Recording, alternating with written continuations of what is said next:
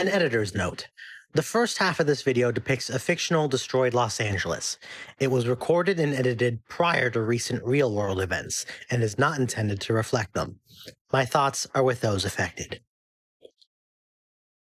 There isn't a lot of love for the PlayStation's early days. Between the digital-only controls hampering 3D movement, the lack of quality in the game's early launch titles, and, let's be honest, Bernie Stoller's xenophobic games policies that affect Sony to this day, it's a bit of a miracle that we get to complain about the PS5 Pro. However, there is one flagship title from those early days that I believe deserves a bit more attention. That game, developed by SingleTrack, would go on to define the PlayStation throughout its entire lifespan.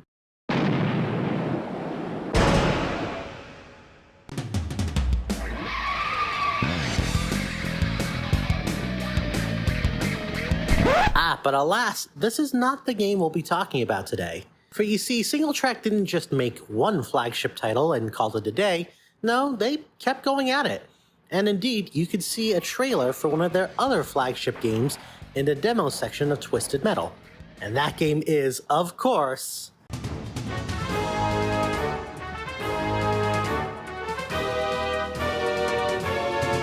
Alright, I'll stop messing with ya. I'll be honest, I don't know how to link this up to what I'm talking about today, so, anyway, here's Jet Moto.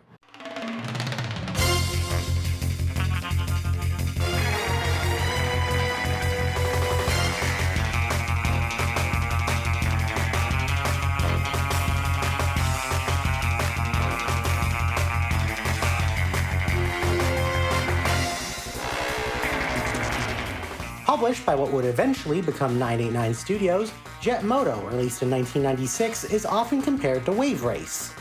Incorrectly, it's a racing game that combines challenging tracks with a hectic 20-rider race and a touch of sci-fi, aiming for a perfect blend of speed, skill, and strategy.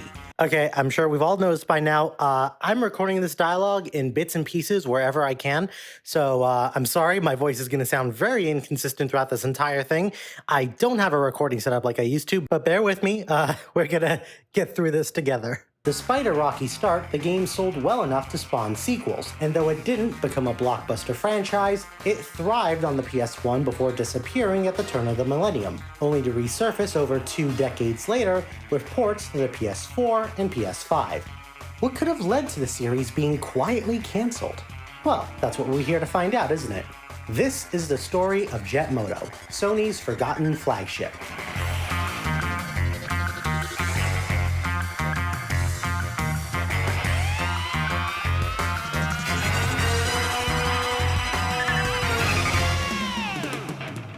Before I begin, I'd like to give a special thanks to Jet Moto Central, who have helped me immensely with the research portion of this video. They're a small but active community who knows everything you'd ever want to know about Jet Moto, so if this game intrigues you, I'd highly recommend checking them out.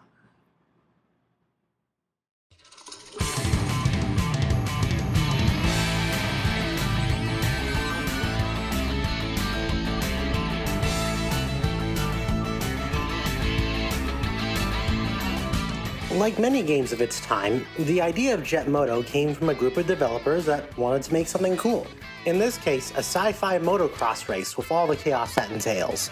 Bumpy tracks, plenty of jumps, and what would become the defining trait of Jet Moto, loads and loads of racers.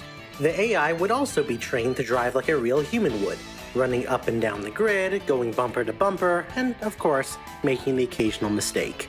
If all this sounds blasé to you, keep in mind that this game was made in 1996, and in the realm of 3D racing games, it was hardware taxing to have much more than 6 vehicles on screen at the same time, never mind with complex AI and decent physics. Of course, all this was going to be running on the PlayStation, a console with weaker hardware than either of its competitors.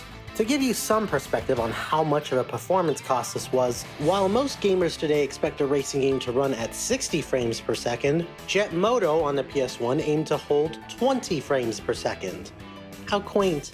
With some smart decisions, the developers were able to make it happen. First of all, the wheels had to go. After all, it's a sci-fi motocross game, so you might as well make the bikes hover bikes. Secondly, the AI's behavior was based off of developer runs of each track.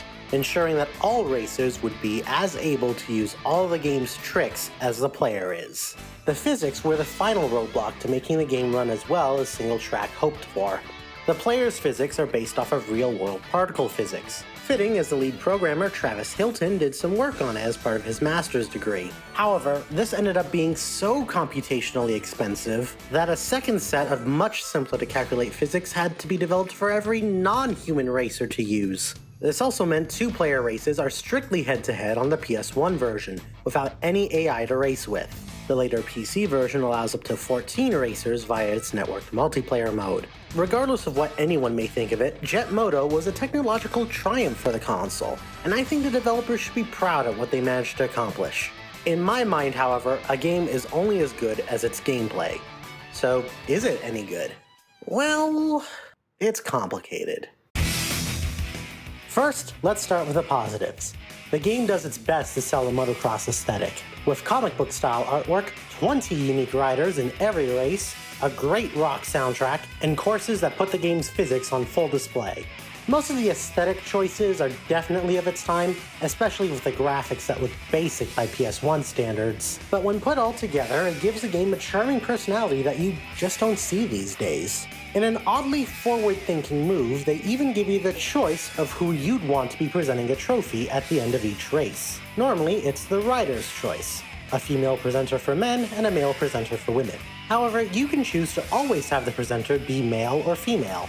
Of course, when I remember this, I picked the male presenters. I mean, why would someone pick the ladies anyway? Getting into the game itself, each rider has their own stats which affect how your hover bike handles, but in general, they control surprisingly fluidly. A miracle considering this is a game that was released before the DualShock and doesn't support Namco's NegCon for analog control. They're heavy vehicles in general, but they can carve through tracks like butter if you let them do the work. The gimmicks that come with your bike add an extra layer of strategy to every race. You get turbochargers that you can use to speed past the competition, and a grapple beam that allows you to swing around certain corners with a corresponding grapple hook point, typically tight or hairpin turns. There are catches though. You can only use your grapple beam for so long before it needs time to recharge, and you only get 4 boosts per lap, unless you're in the unlockable stunt race mode, which rewards boosts for mid-air tricks. The game features a total of 10 tracks. Unlocking 7 of them require you to complete a full championship circuit on gradually increasing difficulty levels. Each new track adds length, and with it challenge to the game's progression. It's a simple system, but one that provides plenty of incentive to improve just to be able to see the later levels, never mind do well in them. As for the tracks themselves, while the first one is nothing to write home about, the vast majority of the rest are creative interpretations of the motocross concept. From collapsed bridges to the bayou, from snowboard cross to the game's final track, a course literally held above the big city, Jet Moto delivers in memorable races. The signature track style of the game, and the series as a whole, is the wait, I can't say that word on YouTube, can I? Well, if I need to censor myself, I might as well make it funny. The signature track style of the game and the series as a whole is the yourself course. Point-to-point tracks where racers run back and forth between each end, risking life and limb by rushing into the pack at the turnaround points. The races themselves are intense, with the AI seemingly out for blood at every opportunity. They'll knock off anyone who's in their way, make aggressive plays when they're falling behind, and overall show no mercy in their own pursuit of pole position. They're not infallible, they're just as able to fall off their bike as a result of a bad hit, but you can be certain that they will capitalize on any mistakes from their competition. And by capitalize, I mean that a single mistake while you're working your way up the pack can send you straight to last place in a matter of seconds, much like a real-world race. Once you get into the groove and know what racing lines work best in each course, it's hard not to feel like a master racer. On the higher difficulties, as you learn the secrets to handling your hovercraft, you start to beat the AI at their own game, and eventually, you can hold a small but pronounced lead throughout the entire race. This is a game that demands patience and rewards you for your skill, race after race, trophy after trophy, until you finish the final track, Nightmare, ahead of the rest of the pack. Be ready for the game to leave you on the edge of your seat, heart racing, as you take big risks for big rewards. Or be ready to yell, I've never seen such in all my life. Oh my God, leave it, leave it, leave it! Just move yours! For all the nice things I can say about this game, there's no hiding from the fact that Jet Moto is a diamond in the rough. Emphasis on rough. The game is brutally difficult, but not for all the right reasons. Problem number one is the game's handling, and this issue comes in two flavors. First, the game's default control layout has a somewhat glaring flaw. The boost and accelerator are positioned right on top of each other, making it impossible to press both buttons unless you hold the controller like a lobster. You can at least use the turbo button as a substitute for your accelerator, either immediately after using a boost or when you run out of them. Second, it turns out that the stats you see on the rider select screen aren't entirely accurate for certain riders. As a result, you could end up driving around courses with the worst possible driver for your playstyle. Great. Problem two is that the thrill of the race is marred by several faults once you get moving. For example, despite each race hosting a full field of 20 racers, nearly every single track has roads that are so wide that the implied chaos only lasts at the very start of the race. After only a few seconds, the field thins out and provides plenty of chances for racers to overtake without any issue. The camera itself does a decent job in following you, but it's a bit too loose at times, letting you go to the edge of the screen on the wider turns and tilting wildly if you manage to avoid bailing. The camera acts up the most when you take a turn too quickly with either the turbo or the grapple. Speaking of which, the restrictions on each of the two gimmicks are a bit too much, with the grapple running out too quickly to cleanly complete several portions of certain tracks, and the turbos being fixed-length charges, meaning they either last a second too long or a second too short. All of the above can be ignored or at least dealt with as part of the challenge. But now comes the deal breaker. The physics and the checkpointing system are just kinda real bad. The physics aren't the most predictable thing in the world. They can throw you off course for holding an input just a little bit too long, or cause you to crash on what should have been smooth landings. At the same time, though, they also allow you to stick landings that world-class gymnasts wouldn't be able to, and send many racers flying just for being a bit too close to each other. Not being able to tell whether you'll crash or not causes a catch-22. If you play safely, you won't be able to take the lead, but if you take the risks, you'll end up paying for it down the line. The weight of your vehicle makes it very difficult to course correct, and you won't be able to control your speed in midair, so you can't even mitigate its unpredictability. Even better, because the AI gets to work on a different physics system as the player, they're able to take chances and survive hits that you wouldn't be able to. An unfair advantage that makes them frustrating rather than fun to deal with. The checkpoint and respawn systems amplify these problems even further. It's supposed to respawn your bike where it stopped on the track, or at its last known location if the bike went off track. While it does that much of the time, there's plenty of edge cases where the game just doesn't know what to do. I've had it happen that a game respawned me in front of a tree, so I immediately drive into it. Again and again until I manually worked my way around it. If the game detects that it put you in a bad spot, such that you fall off course or immediately bail, then the game's failsafe kicks in, forcing you to the last checkpoint you passed. In a game where a single mistake can be race-ending, career-ending if it happens too late in the competition to recover, the punishment for the game's failings is far too severe. Worse still is how the game treats off-course resets. These always set you back to the last checkpoint you touched. That in itself is punishing to an extreme, given how particular the controls and physics can be. But it's even more so since the checkpoints can be spaced quite far apart at times.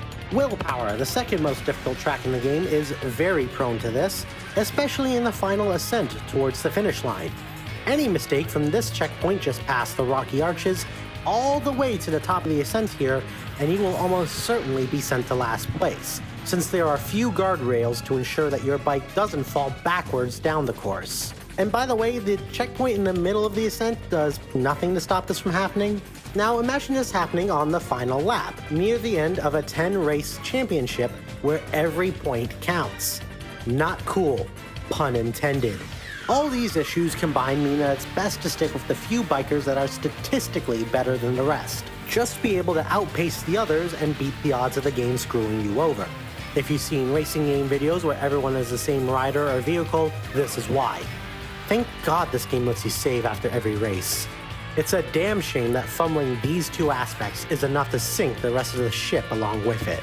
Jet Moto is not a bad game by any means, but despite its promise, it consistently, or inconsistently as it were, misses the mark. The general consensus at the time more or less agrees with me here. Many review outlets gave positive marks for the presentation, but knocked it for its difficulty curve and stiff controls. Still, time has been kinder to this game than I have. As memorably written in a positive 2007 review of the game by IGN, it has since been described as the PlayStation's wave race at home. Again, incorrectly. Reviews for the game weren't much better in Europe or Japan, but those versions of the game were slightly improved, with faster bikes, a better tracking camera, and some bug fixes for the more egregious cases of bad physics. A bit strange that the Japanese version of an American-developed game is the better version, but c'est la vie. Despite what critics may have thought of the game, the public were more than willing to give Jet Moto a shot, selling over 1 million copies, more than enough to get the game reissued under Sony's Greatest Hits banner, and eventually to get a sequel greenlit for 1997.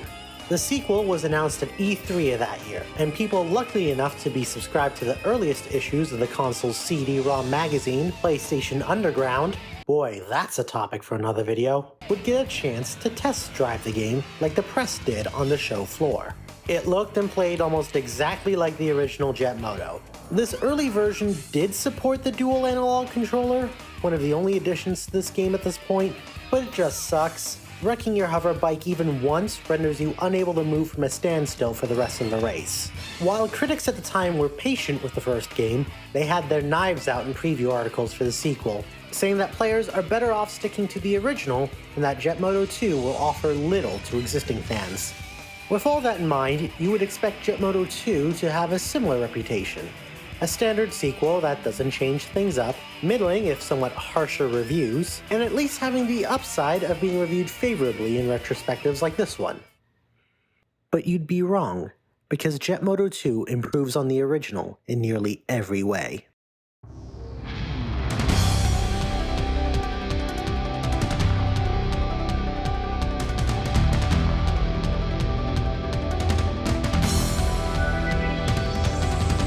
If you want the Jet Moto experience without any of the jank of the original, then Jet Moto 2 is the full package. 10 all-new tracks, improved presentation, better physics, a much more forgiving checkpoint system, and a difficulty curve that still delivers a challenge yet no longer browbeats you over unavoidable mistakes. How do you make a sequel that's such a step up from the original? According to Sony, the answer is to make the producer the one who hated the game the most. Brian Welcome, whose account of Jet Moto 2's development has some of the more in-depth information on the series as a whole, revealed on his personal website that he made a trade-off. He gave up working with Sony of America on the localization of Gran Turismo in exchange for staying with what would soon become 989 Studios. His initial assignment was to work with Single Track to, quote, do something different for the sequel to Jet Moto. His gripes with the game were what you expect. A cool idea squandered by iffy physics and an excessive level of difficulty. His primary aim was to fix what he considered was wrong with it, starting by cutting the field of racers in half. Out went the chaos of 20, in came the order of 10. Personally, I don't think that the large grid size was the number one issue, but many reviews for the first game acknowledge that being in the back of the pack on the final lap did not spark joy, and I have to agree with that assessment. The physics were next up to be refined. Bikes in Jet Moto 2 now self-right and self-center, giving the player one less thing to worry about. And the ability to use your brakes in midair was also added. Finally, the tracks themselves. While the first game stuck pretty close to the motocross concept, the sequel would up the ante by having tracks be a blend of science fiction and fantasy. This also allowed Brian to experiment further with the gameplay of the original, to implement what he refers to as the true essence of the series, a platformer in the style of a racing game. Though he wasn't able to explore the idea deeply, this single decision's influence can be felt in many of the later tracks of the game. Though Brian entered development hating the original Jet Moto, the end result is perhaps the most refined take on the series' formula you'll find on the PlayStation.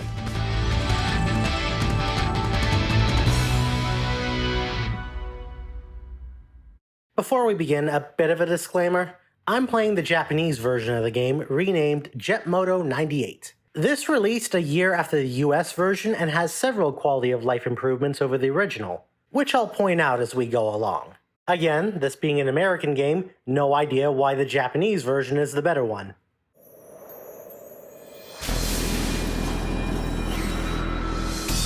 First and foremost, the control layouts in Jet Moto 2 are quite similar to those in the first game. If you were satisfied with the default layout in the original, you'll be pleased to know that Jet Moto 2 retains the same setup. Dual analog support has been added to the game, which was upgraded to the DualShock with vibration in Jet Moto 98. This means you can now have more precise control over your bike. In theory. However, since this was the dark age of 3D racing games, using the analog stick to turn is often counterproductive and can slow you down. In reality, the D-pad and shoulder button setup still handles better. But if you're like me and prefer analog controls anyway, there's a hidden gem within the control options screen, the shotgun layout. This layout places your turbo on R2, your grapple on L2, and rolling to the square and circle buttons. Now you still use L1 and R1 to make sharp turns if you're not using the analog sticks, and X or the right stick to accelerate, but this layout is surprisingly easy to learn. In fact, I found it so intuitive that apparently a flies in the way. In fact, I found it so intuitive that when I went to capture footage for the other games in the series, I struggled to get to grips with the default layout. The field has been chopped in half, and so too has the biker selection, but I appreciate how it's all laid out. You start with the all-rounder, the Max as your default rider, but you can scroll left or right to get a rider with better acceleration and handling or better top speed, respectively. From the nimble Lil Dave to the speedy Bomber, there's a vehicle for everyone. It also helps that the displayed stats are, accurate this time around. Finally, getting into the game itself, this is a real treat visually. True, on a technical level, the game doesn't look that much better, but the art direction in the tracks and really the entire game is on point this time around. Levels are more vibrant, everything has more detail, the game runs at a more stable frame rate, and overall it makes good use of the resources freed up from splitting the riders in half. Oh fuck, that came out wrong, let me try that again. Helping this impression is that each of the 10 tracks have their own distinct theme, both in visuals and in the music. In the previous game, the 10 tracks were divided into 4 environments, 3 each in the tropics, the swamps, and the mountains, with Nightmare being the only track with its own environment. While you could argue that the mid-game Arctic Blast is too similar to the late-game Mach Schnell, the stages take you globetrotting, from the canyons of Slick Rock Gorge to Yellowstone National Park, from post-earthquake Los Angeles to the jungles of New Zealand. All of them have their own unique gimmicks that ensure you won't forget their layouts even long after you turn the game off.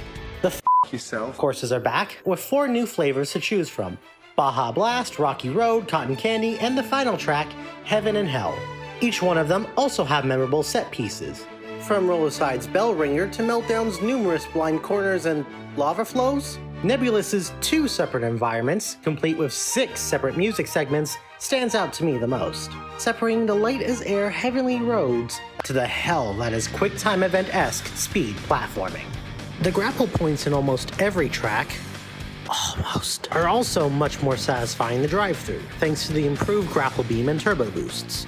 Your grapple now has enough charge to make clearing most tracks a cinch, but it uses just enough energy and takes just enough time to recharge that you can't rely on it all the time either. The swinging action from the hook no longer makes your bike tilt wildly either, thanks to the improved physics I mentioned before. The turbocharges from the first game have evolved into the turbo meter. Instead of getting 4 charges per lap, you now get a small allotment of boost power to use however you like. You can use it on straightaways to gain crucial ground on the lighter but slower bikes, or coming off of corners or jumps to recover lost time on the faster but heavier bikes. All these tracks are fun, but they all make one critical improvement over the first season, which helps to make the smaller grid of 10 racers feel just like the packs of 20. Every single track has narrower roadways at almost all times, with several of the later racers having choke points that force the pack to tighten up. Combined with the AI sticking as close as possible to the developer's own racing lines, that means you got all the chaos that comes with riders that know what they're doing, with essentially half the calories. The field might be smaller, but the racing is no less difficult. This time around, all racers have the same set of physics to work on, which means no more of this nonsense, and the AI has been upgraded beyond just knowing how the developers ran each course. Now they replicate developer runs as closely as possible. Eventually, on the hidden insane difficulty setting, your job will be to beat the developers at their own game. That's pretty badass, honestly. This aspect is somewhat weakened in the Japanese version, but it also makes the game less challenging, with faster bikes for every racer. While they can still easily defeat you, it provides the game with much needed balance. Still, this game is brutally hard, enough that a big mistake or an ill-timed knock from a competitor will punish you. Thankfully, Single-Track learned from their initial mistakes and implemented several key changes here. First and foremost, the game's improved physics engine now enables you to execute course corrections even in mid-air. With the introduction of air brakes, you can simply press the brake button and come to a complete stop, allowing you to fall gracefully onto the track. Additionally, respawning and checkpoints have undergone significant improvements. The game is now less likely to put you in front of obstacles or off track, and checkpoints are strategically placed throughout each track, making off-course resets more manageable. Jet Moto 98 further refined this by eliminating several of the more frustrating obstacles that could lead to those situations. Moreover, the game now includes hidden checkpoints in each stage, providing respawn points closer to your drop-off point instead of forcing you to return to the start of a sector. Even if you find yourself in a race that's gone horribly wrong, with no choice but to start from the beginning, the pause menu now has a convenient restart option. Now you can start a race over without incurring any penalties or having to quit, reload your last save, and endure 2 loading screens. Progression is similar to the original game, complete a gradually lengthening season over gradually increasing difficulty levels. 3 tracks on Novice, 6 on Amateur, 9 on Professional, and finally all 10 on Master. The rewards for finishing seasons have grown in number, with a new trophy case that acts as the game's achievement index and unlock center. You'll fill out this case by completing seasons with different riders in different ways and at different difficulty levels. Medals can be earned by doing anything from finishing a novice season in last place on every track to achieving first place on every track during an insane difficulty season. In one go, without saving, restarting, or quitting. The rewards vary from the standard, like the Max's unlimited turbos, to the silly, like the cyberspace camera for the technician, to what I feel should have been the headliner, unlocking every single track from the original Jet Moto. This is literally Mario Kart's Retro Course feature, 8 years before Mario Kart DS, the first game in that series to use the concept, released. And you know what? Jet Moto 2 did it better on their first attempt. It's all the fun of Jet Moto 1 with all the gameplay improvements of Jet Moto 2. It's the best of both worlds. The 2 big unlocks you're aiming for, though, are Enigma, which requires you to win a Master difficulty season, and the Stunt Racing Key, only obtained by winning an insane difficulty season with Enigma. Technically, you can win the key with other riders as long as it's on Insane, but you will almost certainly want Enigma as they are the fastest, most agile racer in the game. And I'm keeping Enigma's pronouns gender neutral here because in a nice touch, they will adopt the voice clip of the racer you used to unlock them. So if you used a male racer, then Enigma's he, him, and if you used a female, they're she, her. The Jet Moto games support gay and genderqueer rights. Change my mind! The game's not flawless, however. You may have already figured this out, but if you want to have everything unlocked and don't want to rattle off a cheat code, you'll have to complete the championship mode on the Master difficulty 10 times. 10 times. Once for each rider in the game, and once more for Enigma on the Insane difficulty, just to have all the fun sheet medals and every single track unlocked for free play. If you know what you're doing, even the Insane season run of JM2 can be completed in about 45 minutes, but that's still a minimum of 8 hours of total playtime running through the same 10 tracks with little variation. Of course, that doesn't count any time lost when you have to start a race over from the beginning. You also can't use cheats or any of the Jet Moto 1 tracks during your season run to unlock things, because that would just be too damn easy. Speaking of the Jet Moto 1 tracks, while they still play leagues better in this game, they haven't been given some of the more necessary adjustments like extra checkpoints or removed obstacles. You can definitely consider that to be part of the challenge though, given that you only begin to unlock these tracks after you complete all the main ones. The music for these levels have also taken a huge hit. In the first game, each stage is assigned 3 songs, one for each track in a specific theme. However, in Jet Moto 2, over half of these tracks are missing. Only the music for Joyride, Blackwater Falls, Ice Crusher, and Nightmare remains.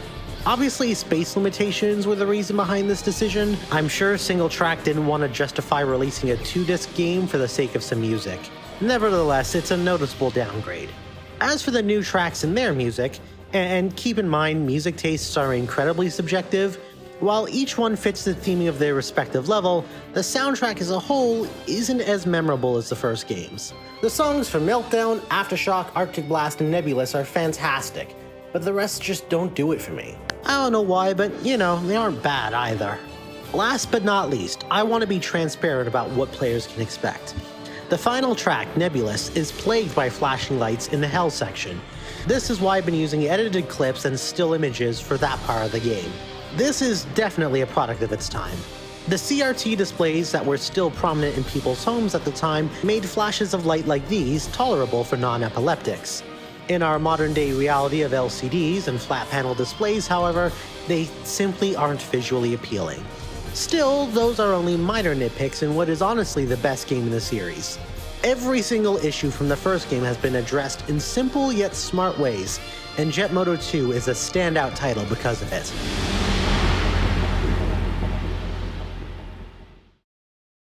Oddly enough, while Jet Moto 2 did score higher marks than its immediate predecessor, many outlets docked points for the game being functionally identical to it. In fact, the official US PlayStation Magazine, in its 7 out of 10 review, says that anyone who wants to try this game is better off with the original. Yeah, good luck convincing me of that. Hopefully, as I've gone to great lengths to underscore, Jet Moto 2 is not the same game as Jet Moto 1. It's leaps and bounds ahead of it, and it's clear the general public knew this, with the game outselling its predecessor and quickly making waves in Europe as well. Jet Moto 2, specifically Jet Moto 98, is the best game in the series, hands down. If you have to pick only one game to try, this is it. However, Brian Wilcombe, the man I mentioned at the start of this segment, still wasn't happy with it. It wasn't his vision, and he wanted more creative control over the game itself. And he had the powers that be at Sony on his side. So in exchange for working on the game, he stipulated that Single Track would make his own version of Jet Moto 2. It was a version of the game that Sony never wanted to release. And yet, life finds a way.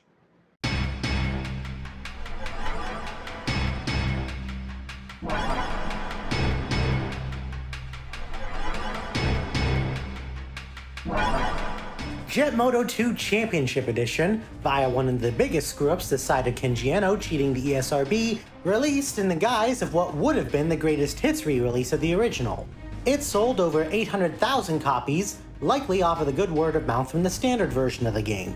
So what's in this edition that Brian so desperately wanted to put into the Black Label release? Thankfully, the list is quite short. Every single track is unlocked from the get-go, giving you all 10 tracks from the first game and all 10 tracks from the second. But he didn't stop there. The game now runs at 30 frames per second, making everything 1.5 times faster than they were previously. In his words, Brian felt that a game was, quote, that much more exciting because of it. The difference in speed made Jet Moto 2 play like a completely different game. Sony refused to release it on the grounds that all greatest hits releases had to be identical to their original game, even though by this point the Tomb Raider re-releases were constantly adding demos and trailers, even under the greatest hits banner. But one mix-up involving a destroyed Jet Moto 2 Master Disc later, and heads were rolling as Championship Edition hit the shelves.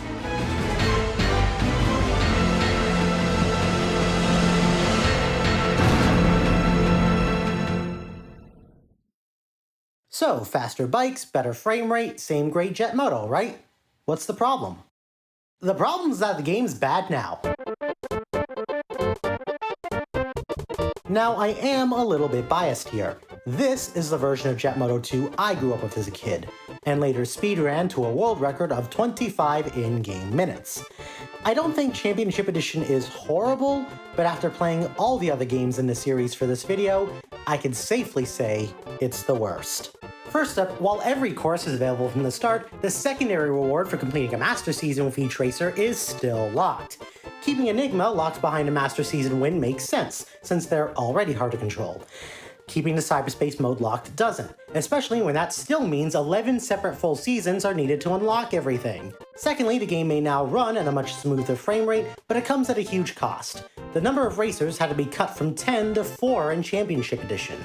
Even then, you go down to only 3 racers on track if you decide to race on the insane difficulty, making races far less engaging when there are fewer riders able to fill up even the thinner tracks of Jet Moto 2, never mind the first games.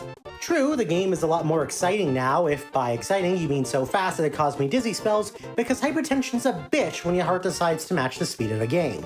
However, even on the highest difficulty, it's still possible to gain such a ridiculous lead over the competition that you may end up lapping drivers before the race is done. This was partially because not a single other aspect of the game was altered to accommodate these higher speeds, barring DualShock Rumble and other changes from Jet Moto 98.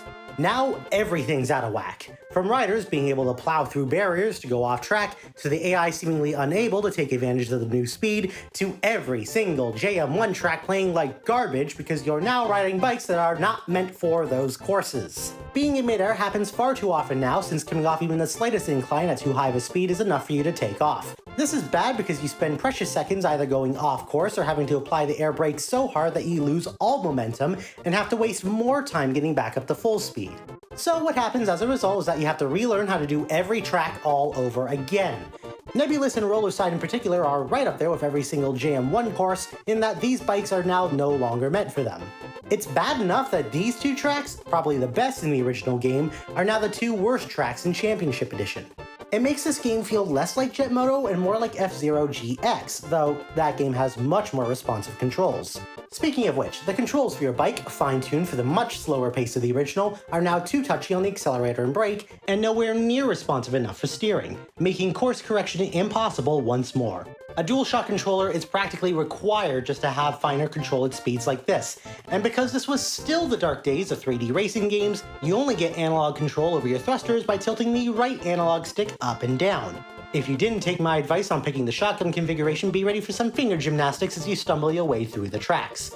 Championship Edition did numbers that would make the greatest hits release of Jet Moto 1 blush, but suffer no delusions. This is a far weaker game than the one it's pretending to be on the front of the box. This is Brian's vision for the series through and through, and while I appreciate his honesty, I simply cannot agree with him when he says this was the better version of the game. And yet, Championship Edition would prove to be an omen as to what would come next. The year is 1999. Single Track have since been bought by GT Interactive, soon to be acquired themselves by Infogrames. Sony has been keeping their most successful franchise alive via the 989 Studios-led Twisted Metal 3. Sales were strong for that game, but it was clear that without the original developer, it was suffering in terms of quality. So of course, for Jet Moto 3, they got the cheapest and closest studio they could to work on it, Pacific Coast Power and Light Company. Their words, by the way, nearby and cheap. To be fair, they did develop 2 other games prior to this, Nuclear Strike in a co-production with EA, and a co-production with THQ on, Road Rash 64. Well, hold on, because after being bought out by THQ during development, they would go on to make the PSP port of the Ratatouille game and Destroy All Humans Big Willy Unleashed on the Wii? Well, how about the actual development process? Surely that had to have gone over well. Jet Moto 3 was my first and last PlayStation project. In fact, I hadn't even completed any game engines before Jet Moto 3. I had only a year to make a complete game and toolchain from scratch. It's like starting a marathon after your opponents have a 21-mile head start. I need to learn not to open my mouth. Plus, it was just me working on the development tools. We were eventually able to ship not only Jet Moto 3 on my toolchain, but also Nuclear Strike 64 and Road Rash 64 using my cross-platform toolchain. Wait, what? I know it's not unusual for development teams to be working on several projects at once, but typically it's not off the back of one person's work. Certainly not with a time crunch for both tools and games. Okay, I'm jumping the gun a bit here. The rest of the interview with game developer Meng Lee is actually quite positive, highlighting how the game engine they created for Jet Moto 3 pushed the PlayStation to its absolute limits. The developer believed that, since Jet Moto 1 and 2 were easy to beat in terms of presentation, the challenge for them wasn't whether they could surpass the previous games, but rather how far they could raise the bar. They were offered a second person to help out with tool development, but refused, since they couldn't trust anyone else to do the job. Still, despite the dev team for the game consisting of 1 part-time and 2 full-time developers, they managed to make it happen. Their only regret is letting Sony's bosses make 2 key executive decisions at the last possible moment during development. What were they exactly? Well, before that, we should ask a much simpler question. How does Jet Moto 3 improve on its prequels? I hope you're sitting down in a comfortable position. This is going to take a while.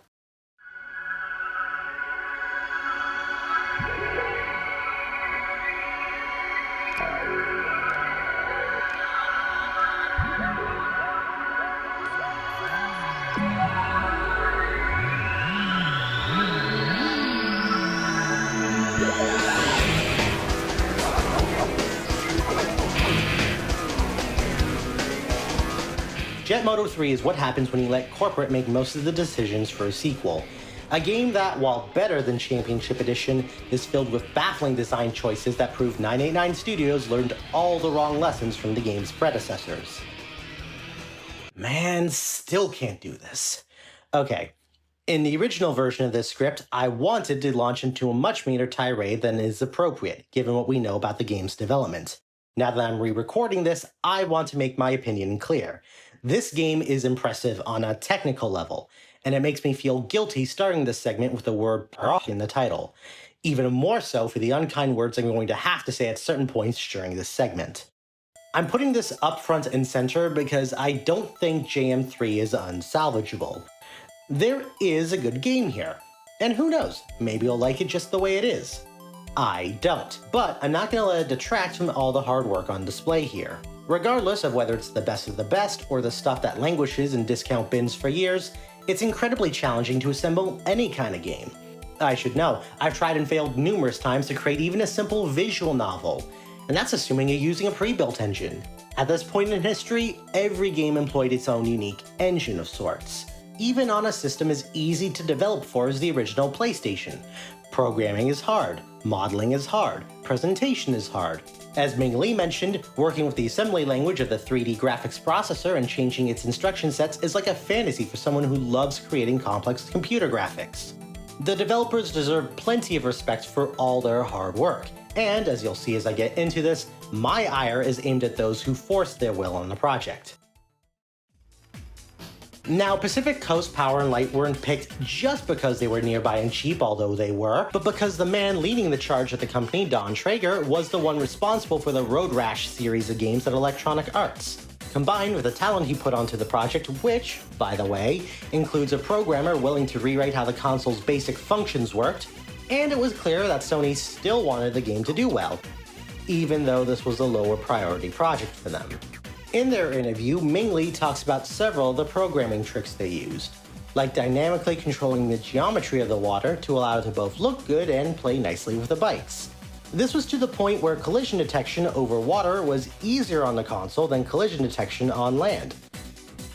They even managed to get Kombu Ice Falls, the game's Arctic level, to run at 60 frames per second at nearly all times. However, it's locked to 30 frames per second in the final version at the request of Pacific Coast's producer. I really wish I knew who they were so I could stop being gender neutral and pay them the respect they truly deserve for being a one-person coding army. The only hiccup from all these programming gymnastics was at the very end of development.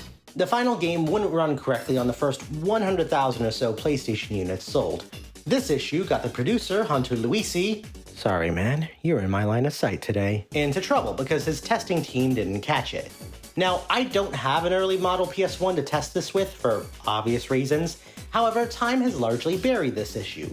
Emulators today are more than accurate enough to run Jet Moto 3, as are the PS2 and PS3 via backwards compatibility. Well, as long as you're not using OpenGL anyway, Discord user whoever hit me sent me this and... yeah. Could you tell me what's going on in this footage? And those first 100,000 PlayStation units were faulty to begin with. But what about those last-minute changes the developer talked about? Well, wait and see. For now, let's check out the end result, and try to understand how a game can take a series forward and backward at the same time.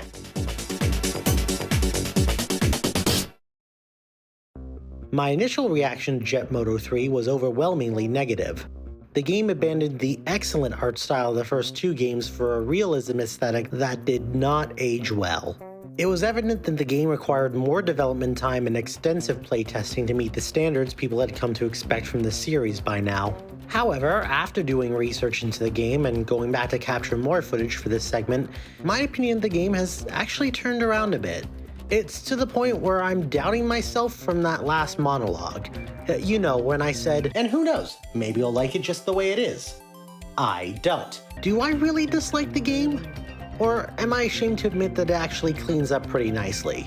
I think it's best if we start with the negatives this time around and work our way towards the positives. That way you could at least see my train of thought as I played this game, once for fun and again for this video. First up, the art direction. This is perhaps the most controversial change in the game. Jet Moto 1 and 2 each had their own unique graphic novel style artwork. While they do have a few science fiction staples with levels like Nightmare and Aftershock, the majority of the series' visuals were grounded in the modern day, or at least what was modern day at the time. Jet Moto 3, on the other hand, leaned more towards the science fiction aspect of the original concept.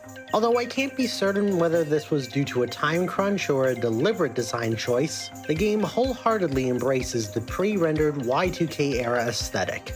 From the menus to the tracks to even the game's all-new video sequences, almost everything in the game is done with either pre-rendered or real-time 3D graphics. On my initial playthrough, this is my first warning sign that this game was going to be a radical departure from the first two. Jet Moto 3, in its attempt to be cutting edge in terms of graphical fidelity, loses its distinct identity and resembles many other games that use the sci-fi aesthetic during that era. It certainly doesn't help that around this time the futuristic sci-fi theme had become the dominant trend in video games as a whole. For me, the art style isn't helped by the rampant product placement in this game, a topic that I've been waiting to talk about until now. Racing games in general are no strangers to product placement. This is partly because real-world racing events are already heavily sponsored. In fact, the video game racing genre is so closely tied to advertising that there are entire games made solely to promote a specific brand. As a side note, this, coupled with licensing fees for those spots, is the primary reason why the racing game genre is more prone to being delisted from digital storefronts, especially when those agreements expire. I apologize if seeing all the brand names blazing past the screen for the past 50 minutes or so was distracting, but that's simply the nature of the beast we're dealing with here. What is noteworthy is how much more noticeable the advertising is in this game compared to its prequels. The first game features a substantial amount of advertisements for various sponsors, including Fruitaburst. As a born Canadian with limited knowledge of 90s American culture, I initially assumed it was merely a placeholder for an actual advertisement. However, it turns out that Fruitaburst was in fact a gum brand that existed for a short time in the mid-90s. This TV ad for it though, I can see why they picked Jet Moto for an ad spot. Still, it wasn't excessive, as in, I feel like the signs would have been placed around these points if this were a real-world race. Even the 4 teams the riders were divided into were sponsored, each with its own corresponding colors. Jet Moto 2 had fewer sponsors, and as a result, the ads are more sparse. This made the tracks feel more natural, if still quite like an organized race. There is a 5th advertiser for the main cast of 10 riders, each now sponsored directly, but it's still not in your face about it. And then we get to Jet Moto 3, how many ads are in that game? The game boots to a legal screen identifying every sponsor in the game. 8 of the game's main racers are sponsored by a separate individual brand, while number 9 and 10 are sponsored by the developer and publisher. The brand's logos are positioned so they are almost never obscured at any time, and thanks to the higher quality visuals afforded by Ming Lee's reprogramming of the PlayStation's 3D coprocessor, have I mentioned I really love their work in this game yet? They are recognizable on your rider and bike at all times. There is some good news. If you count the number of billboards and racer sponsors present in each game's first race, JM1's Joyride clocked in at 27 spots, and JM2's Slick Rock Gorge clocks in at 11. The same amount of spots as Jet Moto 3's first track, Devil's Canyon.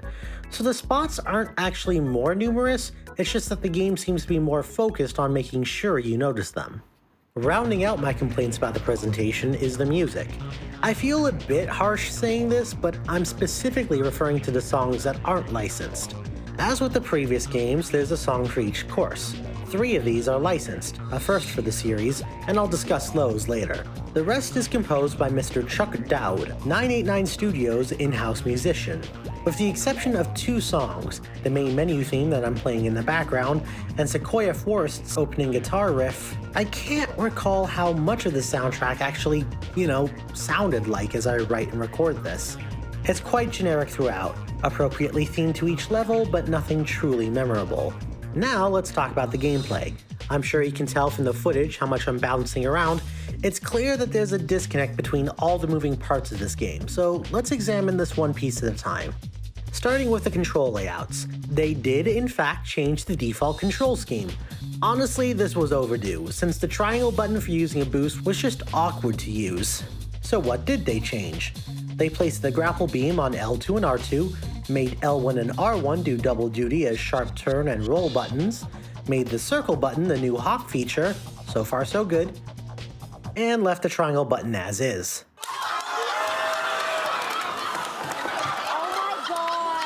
I mean, I can't believe they made quality of life improvements to every part of the control scheme except for the one part that will absolutely cause discomfort with extended play sessions.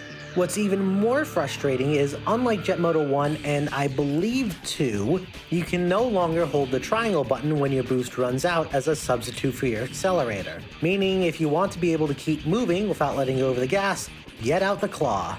It's not even that hard to fix. If they had just switched out R2's duplicated grapple function for a turbo, then this would be a near perfect match to the shotgun layout from JM2, complete with a brake on the square button where it belongs. But no, they had to tick off everyone who got used to JM's normal control scheme and everyone who loves their right hand. Wait, what the fuck? Control scheme 2 does give you the traditional Jet Moto layout, which is what I picked from my first playthrough. However, with this setup, instead of using one button to hop, you have to press both L2 and R2 to do so. This just doesn't feel good at all. Thankfully, the hop is only required for 2 courses out of the entire game, and it's possible to complete the rest without knowing the hop even exists. Like I did on my initial run of the game. Speaking of which, the new hop gimmick added to Jet Moto 3 is almost completely useless in the grand scheme of things. You're supposed to use it to clear gaps and perform shortcuts that you wouldn't be able to otherwise. In reality, however, every single shortcut and almost every track can be completed without activating the hop once. The only real use you tend to get out of the hop is when you launch yourself into the air. That's where the other gimmick for this game, the stunt racing mode, comes into play. Previously, it was an unlockable that disabled progress in Jet Moto 1 and 2. However, in Jet Moto 3, it's the only racing mode available. Again, this isn't noted anywhere in the game, and it's entirely possible, though incredibly frustrating, to complete the entire game without knowing this. Like I did on my first playthrough. By the end of the game, I legitimately thought the AI was cheating. I'm beginning to see a pattern here as I write this out. Grapples and turbos have also been redesigned to support these new mechanics. The grapple now has unlimited energy, and horizontal grapple points have been reworked to enable swinging off of them like a jungle vine. Additionally, the turbo, on top of the stunt race mode, is now more powerful and abundant, allowing you to use it extensively. All these gimmicks are pretty cool, and in a more well-rounded game, they could make the act of racing feel that much more intense, with moment-by-moment decisions that can be the difference between pole position and runner-up. Except, since the game fails to communicate how most of the gimmicks are supposed to work, I had no idea until a quarter of the way into the game's final season that half of these tactics existed. There are 14 courses in the entire game.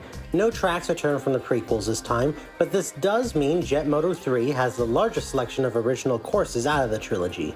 You begin with the first 4 tracks in the game unlocked, and as before, you unlock the remaining tracks by completing full season runs. The producer at 989 Studios revealed that the order in which you run each track in a season was designed to test your understanding of the game's physics. This is actually a cool idea, and wisely plays off of how the prequels demanded patience and rewarded skill for new players. Unfortunately, as previously described, this concept fails because most of the time you don't actually need to use any of the gimmicks that were introduced in this game. The tracks themselves are huge. Devil's Canyon is about as big as Jet Moto 2's Nebulous, and the courses just get bigger and twistier from there. They don't feel that big, however. In another case, the developers learning something from the earlier games, the courses tend to get even narrower this time around, with less room for error on many of the later tracks. The stages themselves are uniquely themed, and, much like the first two games, I can at least remember the set pieces for many of these tracks. The two plummets into the depths of the catacombs and Lost City's final segment with multiple branching pathways are key standouts in my mind. Still, all this doesn't distract from the fact that after two games that use their large grids as a selling point, Jet Moto 3 has far fewer racers on track. It's 6 bikes per race and only 6 bikes per race, just as the 90s racing game gods intended. Of course, unlike JM2 Championship Edition, there isn't even another version of this game that sacrifices frame rate for racers this time around. Not that the game isn't already struggling with performance issues. It does its best to hold 30 frames per second at all times, but it's very susceptible to choking if things get too busy on screen. Machu Picchu in its reverse variant, actually has dense fog added to it. Despite Ming Lee's hardware tricks, the track still couldn't run at an acceptable frame rate during playtesting. So they removed the skybox, employed the fog, and reduced the draw distance. Honestly, it makes some of the later tracks feel unfinished whenever this happens. This also includes the game's final track, Planet X, which just looks terrible. There's a lot of intricate artwork and geometry on this level, but it's all hidden away by this hideous green fog. Ming Lee was proud of the colored fog, at least, since it was surprisingly something the PS1 couldn't do natively. They were actually stung when Spyro the Dragon, another game that used colored fog, came out before Jet Moto 3, stealing their thunder as it were. But don't fret about that, because the courses are back! Yay!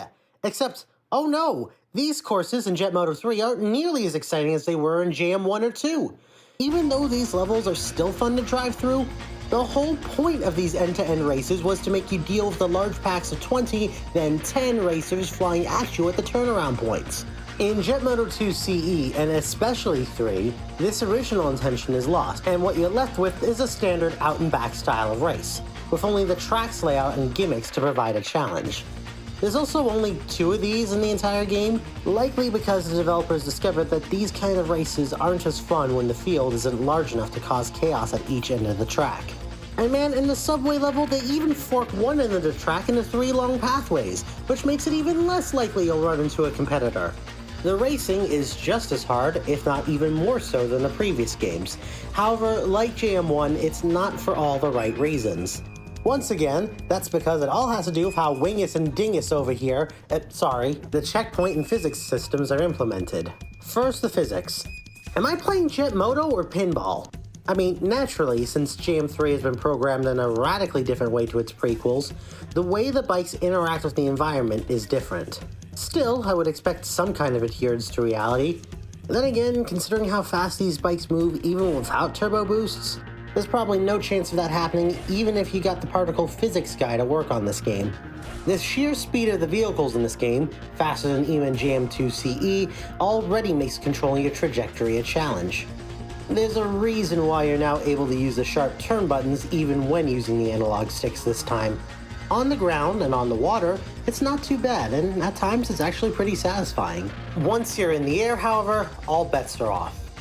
Oh my god, I'm almost 20 minutes into this, and I'm only now getting to the worst part of the game. The physics engine, as stated by Ming Lee, wasn't exactly meant for these faster speeds. What do I mean by this? We'll get there soon. What I will say is that it seems that there wasn't enough time for the dev team to make the bikes more manageable in midair. This is one of the biggest flaws of Jet Moto 3. When you're launched in the air, your air brakes are now half as effective. Good enough for making you slow down, but not enough for you to come to a dead stop like in JM2. Since bottomless pits in this game aren't as much of an issue here, your main worry isn't going off course, but rather bailing from your bike. Much like the prequels, you can roll and position yourself so that you're level to the surface you're trying to land on. However, the game is unreliable in determining when and how you get knocked off your bike, especially on cliffs and walls. Similar to the first game, you might bail from what should have been a clean landing, yet be allowed to press on from hits that should have sent you flying. That being said, this might just be an issue with the lighter bikes, which I used almost exclusively. The one time I tried a heavier bike, it did feel a bit more reliable in this aspect. Even so, that doesn't sound too bad. It's not like the checkpointing system is absolute garbage. Oh wait, the checkpointing system in Jet Moto 3 is inconsistent to an extreme. The visible and invisible checkpoints mainly track your progress. You almost never respawn directly at one of them. Unlike previous games, you have to pass checkpoints cleanly for them to count. Hitting the posts or the sign will not register. You also have to pass each one in order, something the game will yell at you for if you take an illegal shortcut, even by accident. While this rule also exists in JM1 and 2, it almost never comes into play unless you're outright cheating. Respawning rules in Jet Moto 3 are just as frustrating and oblique. Bailing places you at the last solid ground point, defined as where your bike was grounded for more than half a second. Brief bounces or driving on curved surfaces don't count, and successfully performing a mid-air stunt also resets the game's respawn point. When it comes to off-course resets, you never know what you're going to get. Sometimes it'll be nice enough to spawn you after a missed jump or at the point where you went off track. Other times it forces you to retry the sequence, or worse, sends you backward based on its solid ground logic. This randomness takes away a lot of the flow and a lot of the fun of the game. And the two tracks that perfectly illustrate how this game's checkpoint and respawn systems can derail the whole experience are Shipwreck Cove and Sequoia Forest. Shipwreck Cove is the worst track in the series, bar none. Like Willpower from Jet Moto 1, it features a winding uphill section with no barriers, but this time it's even worse. The game inconsistently determines respawn points, sometimes sending you back to the bottom of the climb, and the narrow path leaves you vulnerable to being knocked off by opponents. The AI also blatantly cheats here, often recovering instantly from mistakes, while you're stuck manually resetting by pressing all 4 shoulder buttons. Another thing the game doesn't even explain.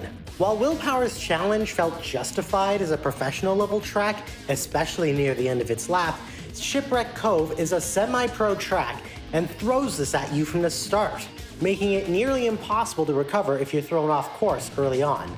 Slow and steady might get you through, but it's a hell of an introduction to semi-pro difficulty. Sequoia Forest, on the other hand, highlights the respawn system's worst tendencies, with its frequent jumps and extended airborne sections. Skilled players can skip large portions of the track by staying airborne, but even a minor collision can reset you far behind where you should be. The tunnel shortcut at the end of the lap is another trap. Hitting a tree on your way out sends you all the way back to the tunnel's entrance, often costing you the race. These tracks showcase how Jet Moto 3's lack of clear respawn rules and inconsistent physics turn races into a gamble, one where the house always wins because the game never explains its rules. Speaking of winning, even the unlock system has been made more difficult and less rewarding. Completing a professional level season with any rider unlocks the first of 2 hidden racers, Granny. Okay. Her bike is very light, but if you can handle it, you can easily crush the competition. Other unlocks include the all-new Stunt mode and a handful of cheats. The first 4 of these are also the first of the game's rewards, since you only have to complete a particular section once to get it. Captain Ballard, the other secret rider with a much heavier bike, is unlocked by completing a season with 8 separate riders out of the regular cast of 10. Nice job artificially extending the length of the game, folks. However, the stunt mode is the worst one of all. You have to collect 10 track tokens, one for each course in the game's professional season, before it'll become available to you. Getting even a single token was the final straw for me on my first playthrough. First off, you can't collect these tokens unless you're doing a season run, and if you want to try for all 10, it must be a professional level season. Again, this makes the game longer for no reason. Luckily, you don't have to win the race once you collect the token. And thank God, because I was not looking forward to Sonic R-style progression. The task itself is a pain in the neck, no thanks to the hyper-fast bikes and wonky collision detection. The tokens are placed at points along each track where you have to go out of your way and hop to collect them. In a few courses, you only get 1 chance per lap to get it, since the raceway is laid out in a way where you can't reasonably circle back for another attempt. Of course, if you actually want to win the championship, you'll also need to keep up with the rest of the pack, or failing that, start the race over and collect the coin again. I only got one of these on my first run. It was awful, and the rest are just as much trouble to collect. Unsurprisingly, this was where I called it quits. Honestly though, my biggest gripe with the game is that it's not worthy of the name Jet Moto 3.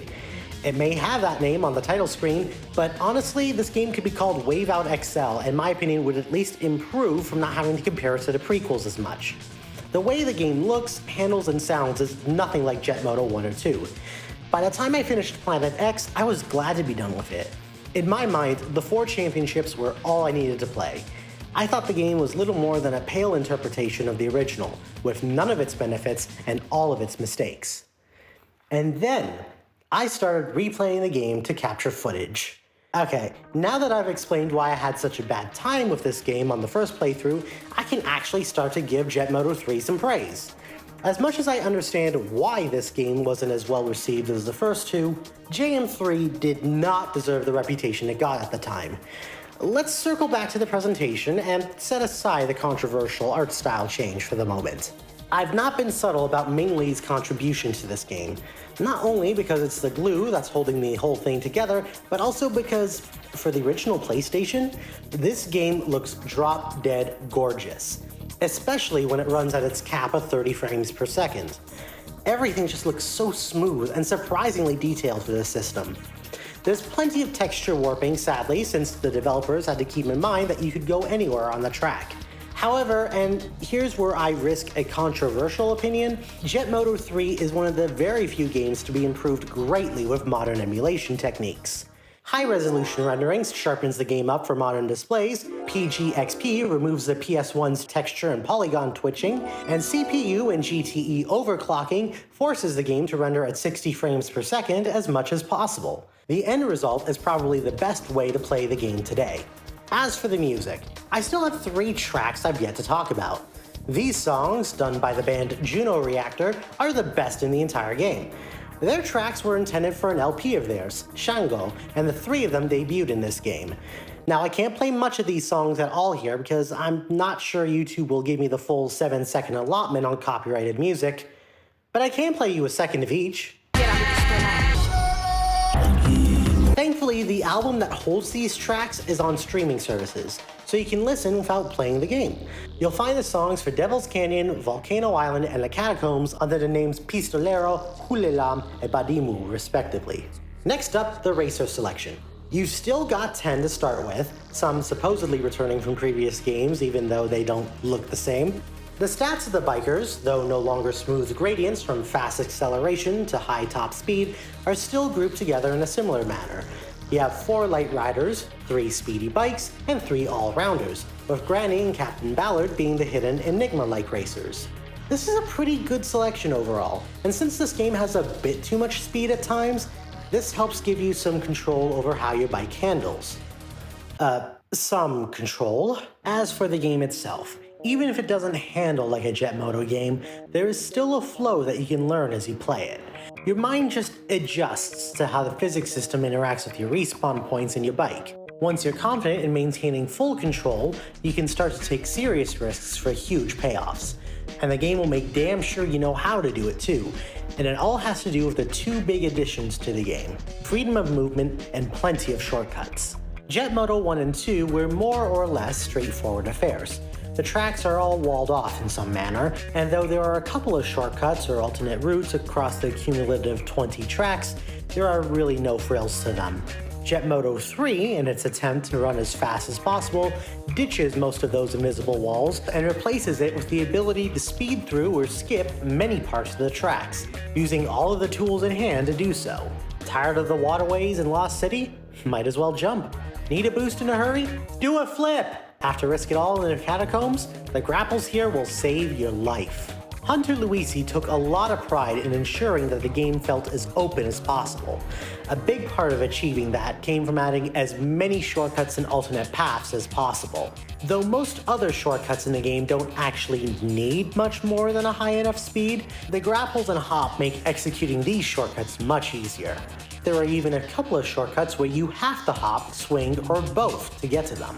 Of course, even though the AI is pretty unfair at several points throughout the game, this ability to cheese a lot of the intended pathways through the courses definitely gives you a leg up in the competition, as your opponents tend not to think too much about this unless it's an obvious time save. Combine this with the skills you'll gain by performing tricks at every opportunity, and soon you'll be gliding your way through the tracks in no time. JM3 does demand more skill than its prequels, but it also rewards you for your patience with record times and, in theory, good unlocks. Speaking of unlockable content, let's talk about the one mode in the game that's chained to the worst task possible, the Stunt mode. This is a simple but pretty addicting affair, akin to Tony Hawk's Pro Skater, just a lot faster. You're placed onto one of 5 stunt levels and are given exponentially higher scores to beat over a preset amount of time. To do that, you'll either catch some big air off of the ramp and perform one or more rolls and tricks while in the air, or collect coins from the jumps. Ideally, you want to do both at the same time, as there's a multiplier added to your score depending on how complex your stunt is. Of course, much like in Pro Skater, your stunt only counts if you land cleanly. Fail, and only the points gained from collecting coins is counted. Though I don't have much footage of this mode at all, owing to how burnt out I was on JM3 by this point, I do recall spending a bit of time at the end of my first playthrough exploring these areas and trying out the stunt mechanics. It's a lot of fun, though the stunt mode's score thresholds don't mess around either. It's probably a good idea to practice these levels first before going into the stunt mode, so you know what tricks to pull off where. Though I did enjoy the change of pace, at least for the few minutes I played it, my big question is, why make me go through the trouble of unlocking this? There's not enough here to warrant it being a 100% track completion award. More so since you unlock the individual levels in practice mode by doing the simpler task of winning every season. This feels like a mode that should have been unlocked much earlier in the game. Well, there is a reason behind this. We're really close, just bear with me. So after 1.5 playthroughs of Jet Moto 3, I have to say this game has a lot working for it and against it at the same time. This doesn't play like a Jet Moto game at all, but in its place is a lightning-fast racer that emphasizes precision and pushes your skills, and at times your nerves, to their limits. The art style hasn't aged well, but I'd argue that the 3D graphics put the game on par with a Sega Dreamcast title. Branding is everywhere and the respawn points are abhorrent, but play the game well enough and, hey, you won't be seeing many of either anyway. With the game's brightest moments shining as intensely as its darkest ones, I feel like this game's grown on me. It stands on its own merits, and though I wouldn't call it a good Jet Moto game, it's a decent game in its own right. Wait a second. Oh my god, I just realized something. Jet Moto 3 isn't Jet Moto 3 because they weren't even trying to make Jet Moto 3. They were trying to make a Streak 2! Yeah, you know, Streak. That game I used as B-roll in the previous segment? Turns out Single Track made that game, alongside a Twisted Metal clone, almost immediately after they left Sony, and its influence on Jet Moto 3's design is all over the final product. A pivot towards the sci-fi aesthetic, a focus on the flow of the game, and an emphasis on mid-air tricks for extra speed. Even Kelly Flock, the president of 989 Studios at the time, hinted as much when asked about his intention of making the series a yearly franchise. He said that a big part of the reason Jet Moto 3 was produced at all was because Single Track wanted to make a Jet Moto clone they could lay claim to. My god, it all makes sense now.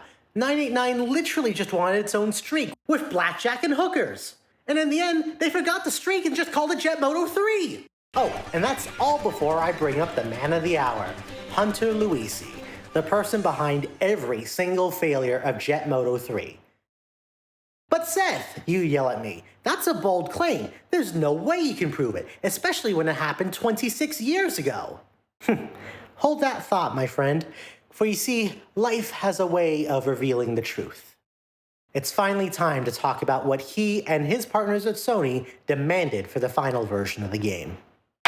Behind-the-scenes interviews can be very interesting, don't you think? You get to hear the same story from different perspectives. I just so happen to have 3 such interviews for this game. The 2 I want to focus on belong to Ming Lee, as established, and the producer Hunter Luisi himself, given during a PlayStation Underground promo for the game. I have to say that his interview is quite revealing, but not in a way that you would expect from promotional material for the game. For now, let's have Hunter provide us with his testimony. We wanted to add 3 different things. One is speed. As much speed as possible.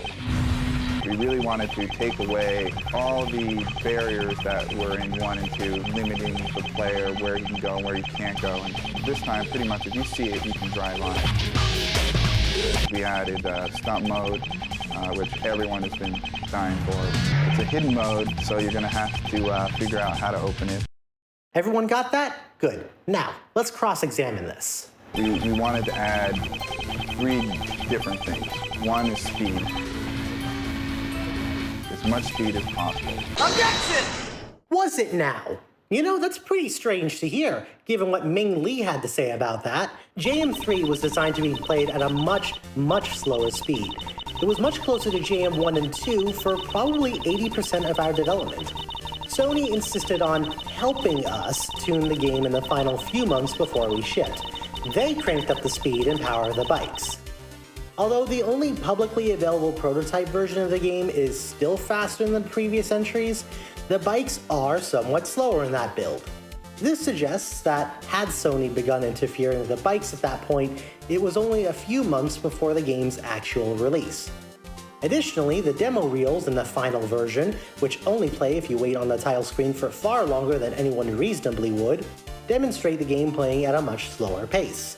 Even in the footage used for the interview, you can see the bikes driving much slower on the tracks in that footage. Ming Lee did try to go over Sony's heads and asked their producer, Pacific Coast, to let them slip in a cheat code to return the bikes to their original speeds. They were denied, being told that would just be disrespectful and wouldn't be worth the potential damage to their reputation. However, if Hunter was referring to the frame rate in the game's performance, that is indeed true. In fact, he was the one who granted Ming Lee the freedom to do, quote, anything and everything you know to make it as fast as possible. Still, this wasn't the only time Hunter or his partners at Sony forced bad design decisions onto the developers. We added Stunt mode, which everyone has been dying for. It's a hidden mode, so you're going to have to figure out how to open it. Hold it! Unsurprisingly, Ming Lee also hated this decision. I thought the stunt levels could have been a game in themselves. I wanted to put the first stunt level on the main menu so you could just get in and have fun right away. As usual, I did not get my way. It was so much fun, but you had to finish the entire game before you could even do the first stunt level. As a reminder, in the final game, the stunt levels are only unlocked in the practice mode this way. To unlock the stunt mode proper, you must collect every coin on every track. However, in my opinion, the most damning lie of all is this part right here. We really wanted to take away all the barriers that were in 1 and 2, limiting the player where you can go and where you can't go. And this time, pretty much, if you see it, you can drive on it. Objection! We wanted to take away all the barriers. Okay. And let me just read from Ming Lee's interview. My plan was to have a drivable trench with the terrain farther away in the background. This would allow us to have a nice high-polygon drivable surface while keeping large, warpy terrain textures in the background.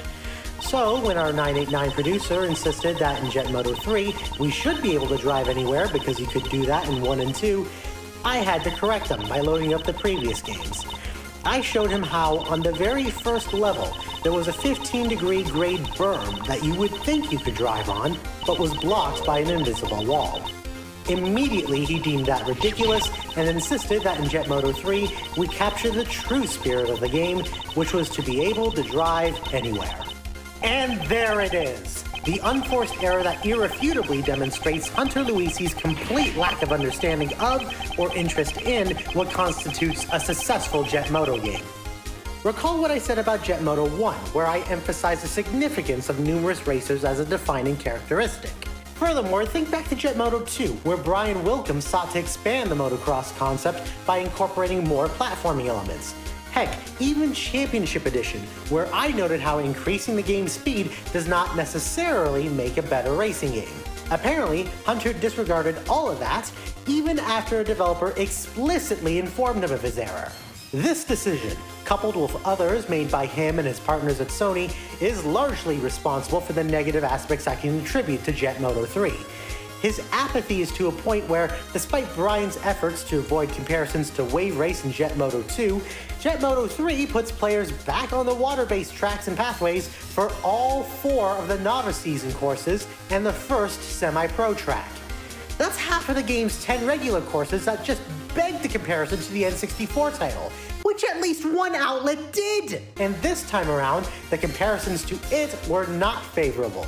It baffles me that a producer would care so little about a project like this that he would end up repeating many of the same mistakes that Single Track did in their first game. With all due respect, Mr. Luisi, you are not a clown, you are the entire circus. However, even now, when I have him pegged as the one behind every mistake in Jet Moto 3, I have to concede on a couple of things. If it wasn't for him insisting that you should be able to drive anywhere, the game would likely not have a stunt mode at all, never mind enabling stunt racing at all times. Even with the change to the bike speed, though it causes the physics to go haywire, the very responsive controls more than make up for its consistent failings. So while I do blame Hunter for most of the game's problems, I have to give him credit for making some very smart decisions as well. Still, it's pretty crazy to think that Jet Moto 3 was and still is a victim of misinformation, before, during, and in the years since its release. I mean, even the cutting room floor article for this game erroneously states that the generic loading screen used for stunt tracks is unused. I went ahead and made a talk page for clarification on this, as it appears to be either a mistake or some shorthand in the writing. I have not heard back from anyone at TCRF in time for the final cut of this segment. Hopefully you understand now why I feel that Jet Moto 3 is a flawed game with tons of promise and potential, squandered only by the producer's apathy and Sony's misguided decisions. Nothing in this world is clear-cut. There's plenty of gray area in subjects I used to think were strictly black and white, and JM3 is no exception. To my surprise, the reviews for Jet Moto 3 at the time weren't as universally negative as I thought. In fact, the official US PlayStation Magazine, in their 7 out of 10 review, acknowledges this, saying that JM3 has more of what fans like about the series and more of what detractors didn't like. There was a consensus amongst critics though, noting the heightened difficulty of the game and docking points for the game's visuals. I suppose when it comes to graphics, style does go over substance. Overseas in Europe, however, it's a different story. The official UK PlayStation Magazine, in its preview article for the game, gave it a score of 5 out of 10, slamming it for its difficulty, presentation, music, product placement, and pretty much anything in the game that wasn't a course design. Ending the review by saying players of Jet Moto 1 or 2 should look into the Wipeout series instead, their final score is lower than even the one they assigned to the original Jet Moto at a 7 out of 10. Sales numbers for this game were low. I can't find reliable numbers, but since this is the only one out of the 3 games to not get a greatest hits reissue, I know for sure that it sold less than 500,000 copies, which is the minimum threshold for that kind of release to be considered. Though I'm sure Sony still made their money back on the game thanks to their budget-wise decisions, the outcome made the company decide that it wasn't worth the effort to keep the series going. As a result, Jet Moto 3 was the last game to be released in the series. Its lackluster sales put the brakes on any more sequels coming out. This includes the game's European version, which was being worked on not long before the series was canned, and presumably the Japanese version, which didn't even get started. It also includes a game that started development at the same time as Jet Moto 3. Yes, really. Unbeknownst to Pacific Coast Power and Light, 989 Studios' in-house development team were working on their own Jet Moto game. A slap in the face to the 2.5-person dev team who thought they would get to make it. It would have been released in the year 2000, and unlike JM3, it had both the best developers 989 could offer and full financial backing from Sony. The mixed reviews and ho-hum revenue of JM3, combined with unreasonable demands from the studio's director and a changing of the guard that questioned the need for the game, ultimately got the 4th entry cancelled, 6 months before it was supposed to release. And unlike Championship Edition, Sony got their wish in keeping it unreleased. Jet Moto 4 vanished into obscurity, becoming mere memories in the minds of 989 Studios developers. Not that it lasted long, as the studio would be absorbed back into Sony of America on April Fool's Day of 2000. Ironically enough, the projected release date of what would have been their final game. Their last game would instead be Siphon Filter 2, released March 14th of that year. 989 would live on as a sports label until 2005, but other than that, the studio was dead, with its last remaining members snuffed out around the time the PlayStation 3 was announced. And yet, despite all that, life still finds a way. Before we continue, I want to briefly address something. If you watched the original series as it was released, you may notice that some segments have been slightly altered. This includes correcting edits, re-recording dialogue, and fixing factual errors. Now, as we move into the next segment, I'm excited to feature the game's theme song, Shock, thanks to a license from Bulletproof Bear Music and Sound. Not sponsored, I am legitimately excited. However, one condition of this license is that the segment must remain in its original, unaltered form, meaning I can't make any additional edits or corrections to it. That said, I still want to give both the game and its title theme the attention they deserve. Since the Addendum segment is still in development at time of this recording, I'll have an opportunity to revisit this game alongside having a second chance to play the theme song for you. So, without further ado, let's take a look at the original, unedited version of Hellbound.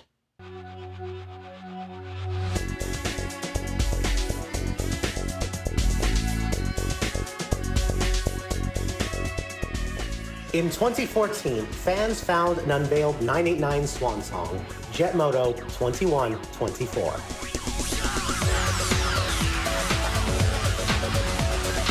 Having met a Rasputinian demise due to many external forces, this build of 2124 appears to be the last one to have been made. This snapshot captures a pivotal moment in the game's development. While every track and rider was fully developed, many higher-ups within 989 and Sony were dissatisfied with the game's state. The pressure of the more successful Wipeout series also loomed large over the team. On top of that, not only were 989 initially aiming to release 2124 before Jet Moto 3, but this particular build was going to be the basis for the demo version of the game, so everything had to be polished up for some kind of public release. As a result, the programmers worked overtime to repurpose their completed work to ensure the PlayStation could handle everything they wanted to do and more. And yet, despite all this pressure, it was the failure of Jet Moto 3 at retail that mercifully put this game, and eventually the studio, out of its misery.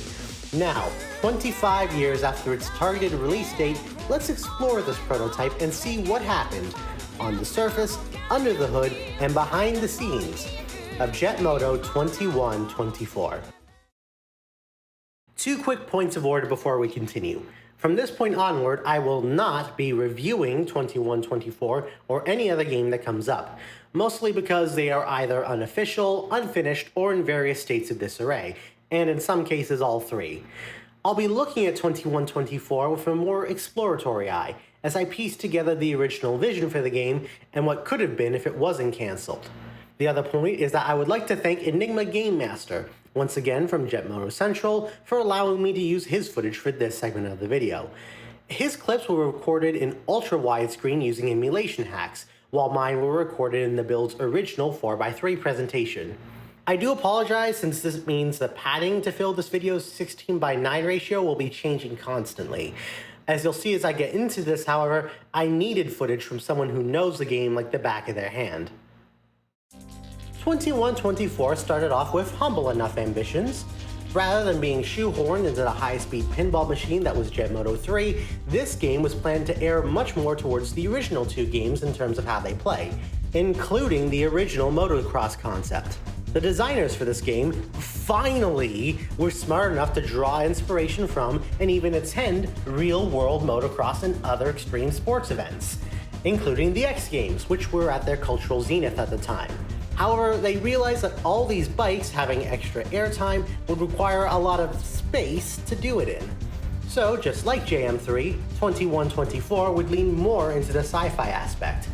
This time, however, they went full tilt on the idea, to the point where it became part of the game's final title. The game was initially called Jet Moto 2125, something you can still see on the in-game loading screens. Presumably, they realized it was probably better to add a 4 to the title and subtracted 1 from the year as a result. The game itself was on track to release around the time Jet Moto 3 did, a huge motivator for the team to push to get 2124 out the door and on store shelves before Pacific Coast could do the same with JM3. It certainly helps that at the time 2124 started development, there were concerns that JM3 wouldn't be ready in time for the holiday of 1999. The physics this time around would be handled by the lead programmer, then pilot in training Tim Monk.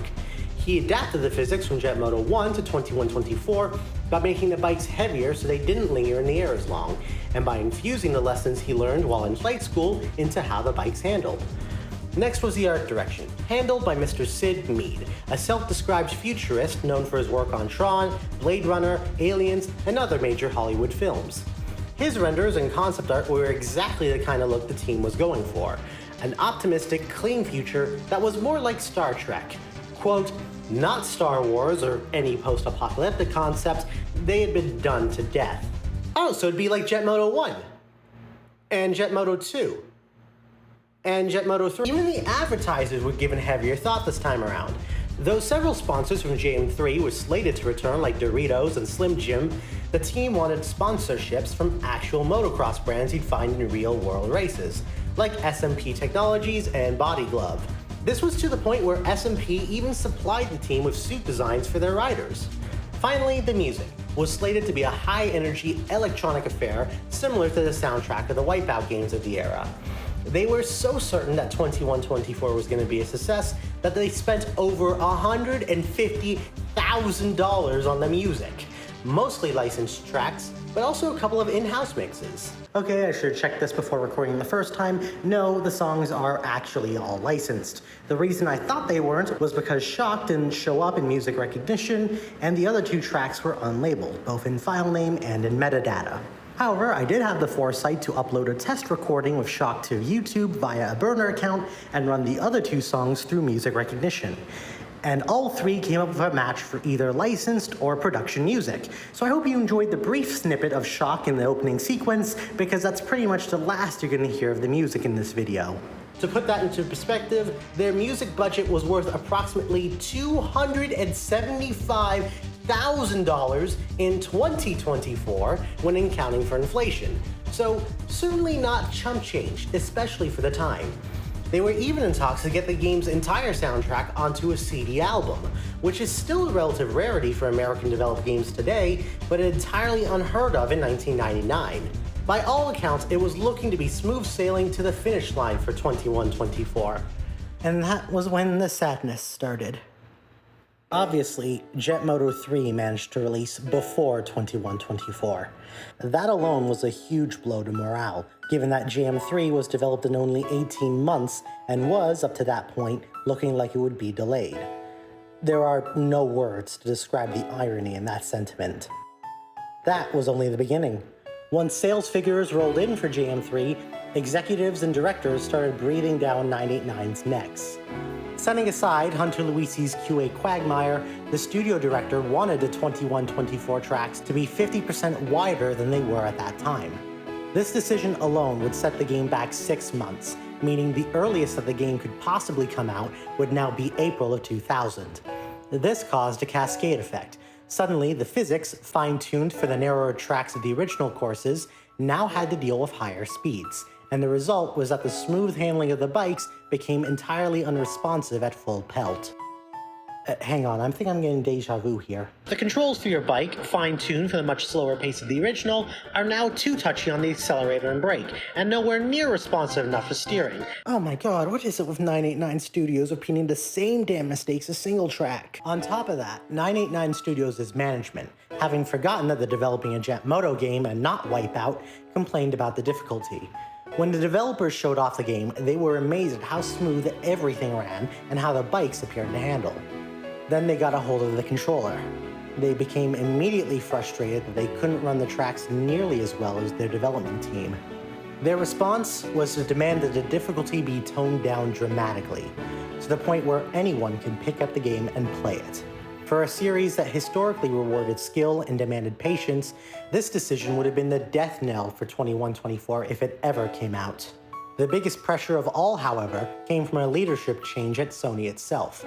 Their new president almost immediately questioned the need for a fourth entry. Though we aren't sure in what order these blows came in, it seems clear to me that this was the final straw. As Kelly Flock put it, I think we got to the point that it was becoming a start over, and we decided to put the JM franchise to rest for a while. Naturally, that while turned out to be for good. The disappointment was palpable, both at the time and for years afterward. As an anonymous developer for the game once said in an interview for PlayStation Museum, it was pretty tragic. I think a lot of people would have enjoyed playing it. I would have loved to have carried the franchise to the PS2 and the PS3. Even with all the racing games and motocross games, there's still nothing quite like Jet Moto.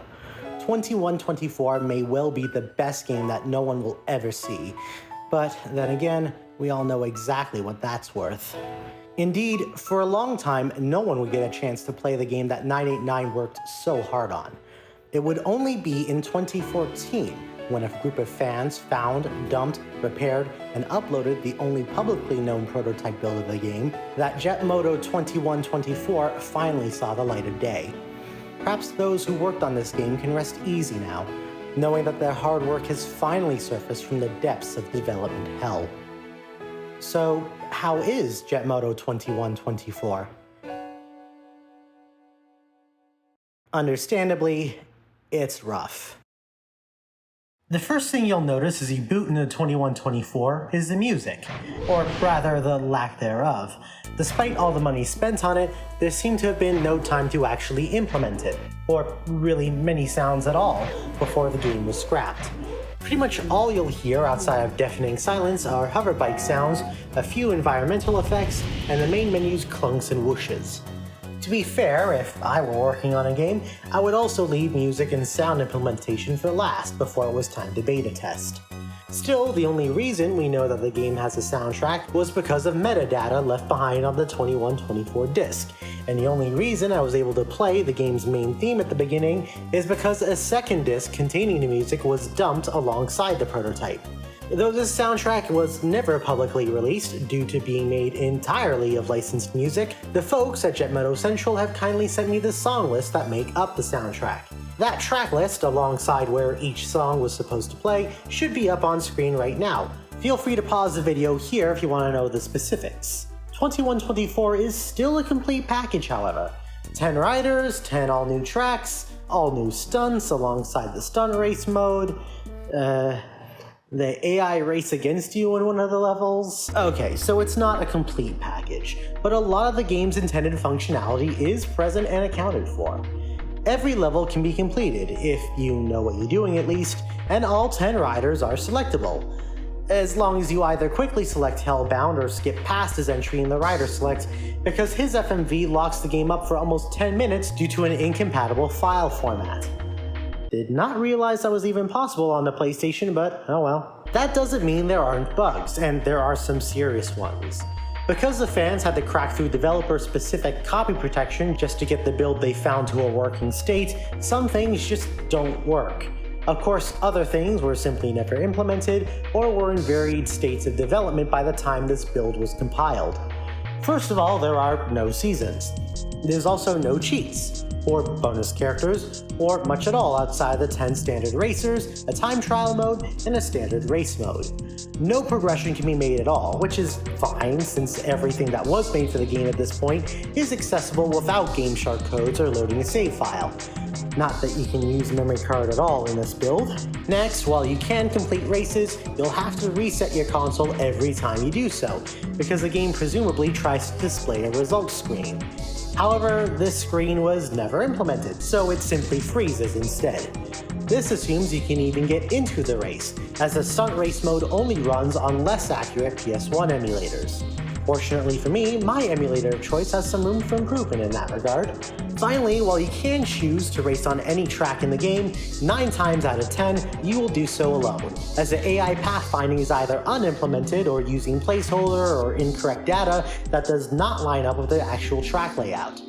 It's pretty funny when you see the AI just slide around like they're on invisible ice, but combined with the random visual glitches, the lack of music, and at points even environmental noises, it can become disturbing and unnerving. This goes double when doing the stunt race mode, as there the race ends after the timer on the top left-hand corner of the screen ticks down to 0. And yes, the game instantly freezes once time runs out. I'm not going to say it gives off horror vibes, but you can see now where many an uninspired writer gets their ideas for creepypasta from. The tracks themselves take you across the galaxy, from the lunar casino to the asteroid belt, from New Berlin to the game's final track, the Monolith, located back on Earth at the planet's capital city.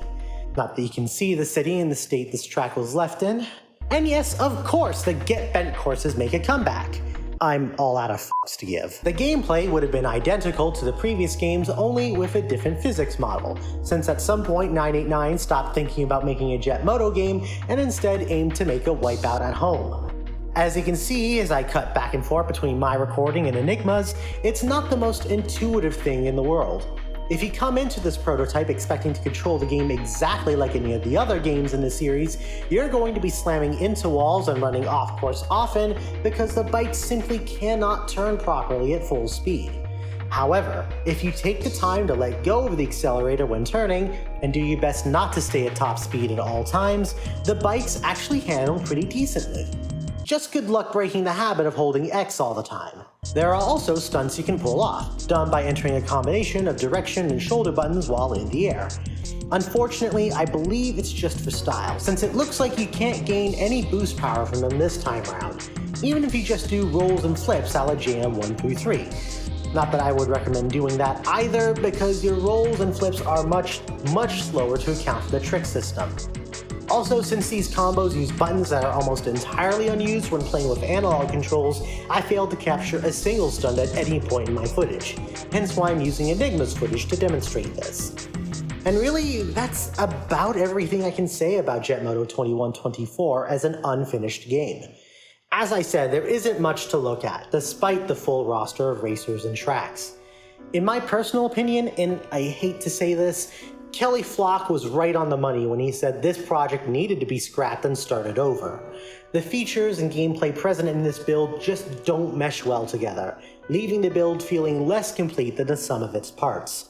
The tracks themselves are in various states, from being ready for public exhibition to lacking distinct textures to, hey, can we even clear these courses with the default rider? The unlock system and hidden characters don't work, requiring game shark codes to use them.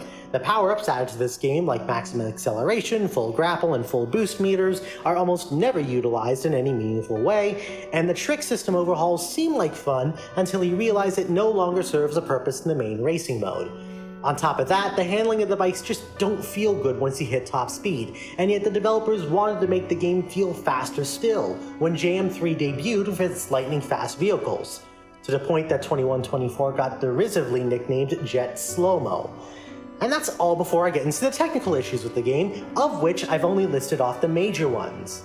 This game, if it wasn't cancelled, definitely needed all the extra time it could get. If you ask me, I'm not even sure 6 extra months would have been enough to salvage the game. The only thing that seems to have gone well during development was the presentation and art design. Sid Mead's vision for the game, at least in the most visually complete levels in the build, is just jaw-dropping. It helps that the game is also technically impressive, with draw distances on par with Jet Moto 3 while managing to maintain a steady frame rate all the same, something JM3 struggled with. It does make me wonder how his vibrant yet clean aesthetic would have looked in the final product had Sony not decided to throw in the towel. That's even ignoring the music, a soundtrack that I can't get out of my head ever since I listened to it for the first time, and one that the anonymous developer in their interview said they still enjoy to this day, which makes it even more frustrating that I can't play a single track from it without running afoul of the Content ID system. Honestly, I feel like I'm pushing it just by having Shock be the lead into this segment.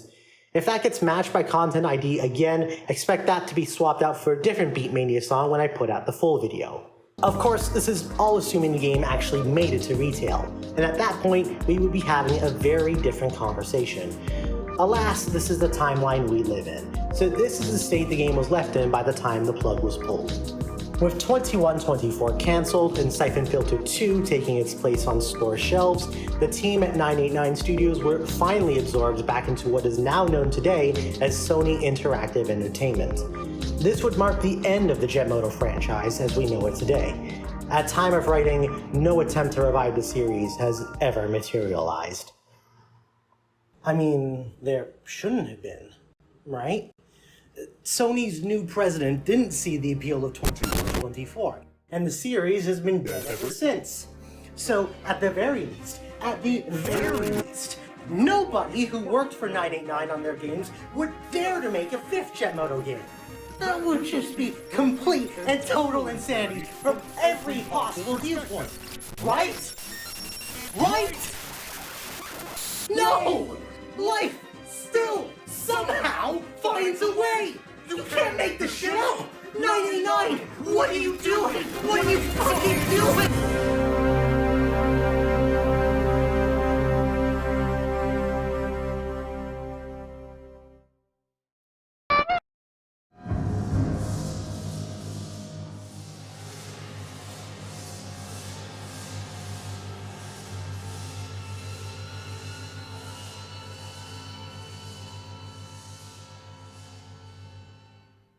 Jet Moto Solar, as much of an enigma as the person who bears the word as their name.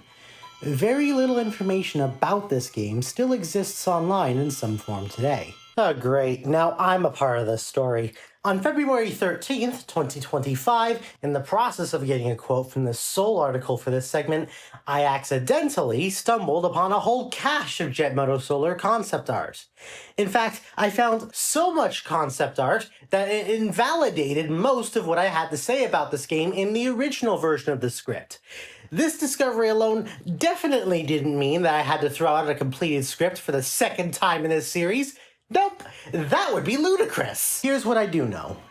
In the year 2003, 989 Studios, once a prominent developer, had dwindled to mere branding for Sony's PS2 sports titles. Amidst this decline, an employee at Red Zone Interactive, the developer of 989's football and college basketball sports games since the end of 1997, got the idea to pitch a new Jet Moto game to the company's executives.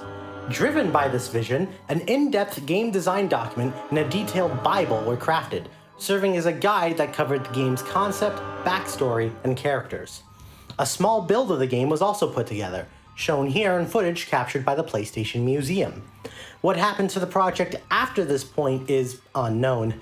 We only know that it was cancelled because of an IGN article around that time, both confirming its existence and its cancellation simultaneously. The public at large wouldn't know any more about this game for a few years, until the Bible and design documents were leaked in 2005 by George Rothrock, the co-founder of Red Zone Interactive. The game itself would stay hidden until late 2022, when the PlayStation Museum obtained the only known build of it and curated its contents on their YouTube channel. At time of writing, this is all the factual information that is available online. Well, at least until I accidentally entered Wes Louis' archived website and ripped and tore a hole into my story the size of the Grand Canyon. Even among the truly lost images, there's captions detailing what each image depicted, meaning there was far too much thought and effort put into this game to have been just a proof of concept like I was originally building towards. There were other articles that did talk about it, but they appear to have been lost to time.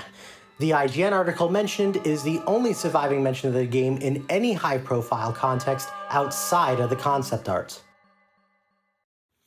With that out of the way, I want to make it clear right now that from this moment on, my comments about the game's development will be largely speculative and unsubstantiated. Outside of the game's concept, mechanics, and characters, I lack any evidence to support my claims, and I can't guarantee that certain events unfolded or would have unfolded as I'm about to describe them. Unlike 2124, I don't even have a playable build of Solar to showcase, only the footage from PlayStation Museum alongside the documentation and the concept art. As a result, my impressions of the game will be based solely on a vibe check, as some might say.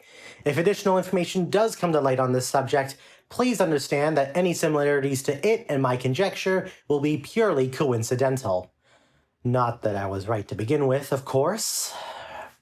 Oh yeah, and in a couple of moments we will be dealing very briefly with some really bad racial stereotypes, so if that kind of thing upsets you, skip ahead to this point in the video when you see this icon on screen.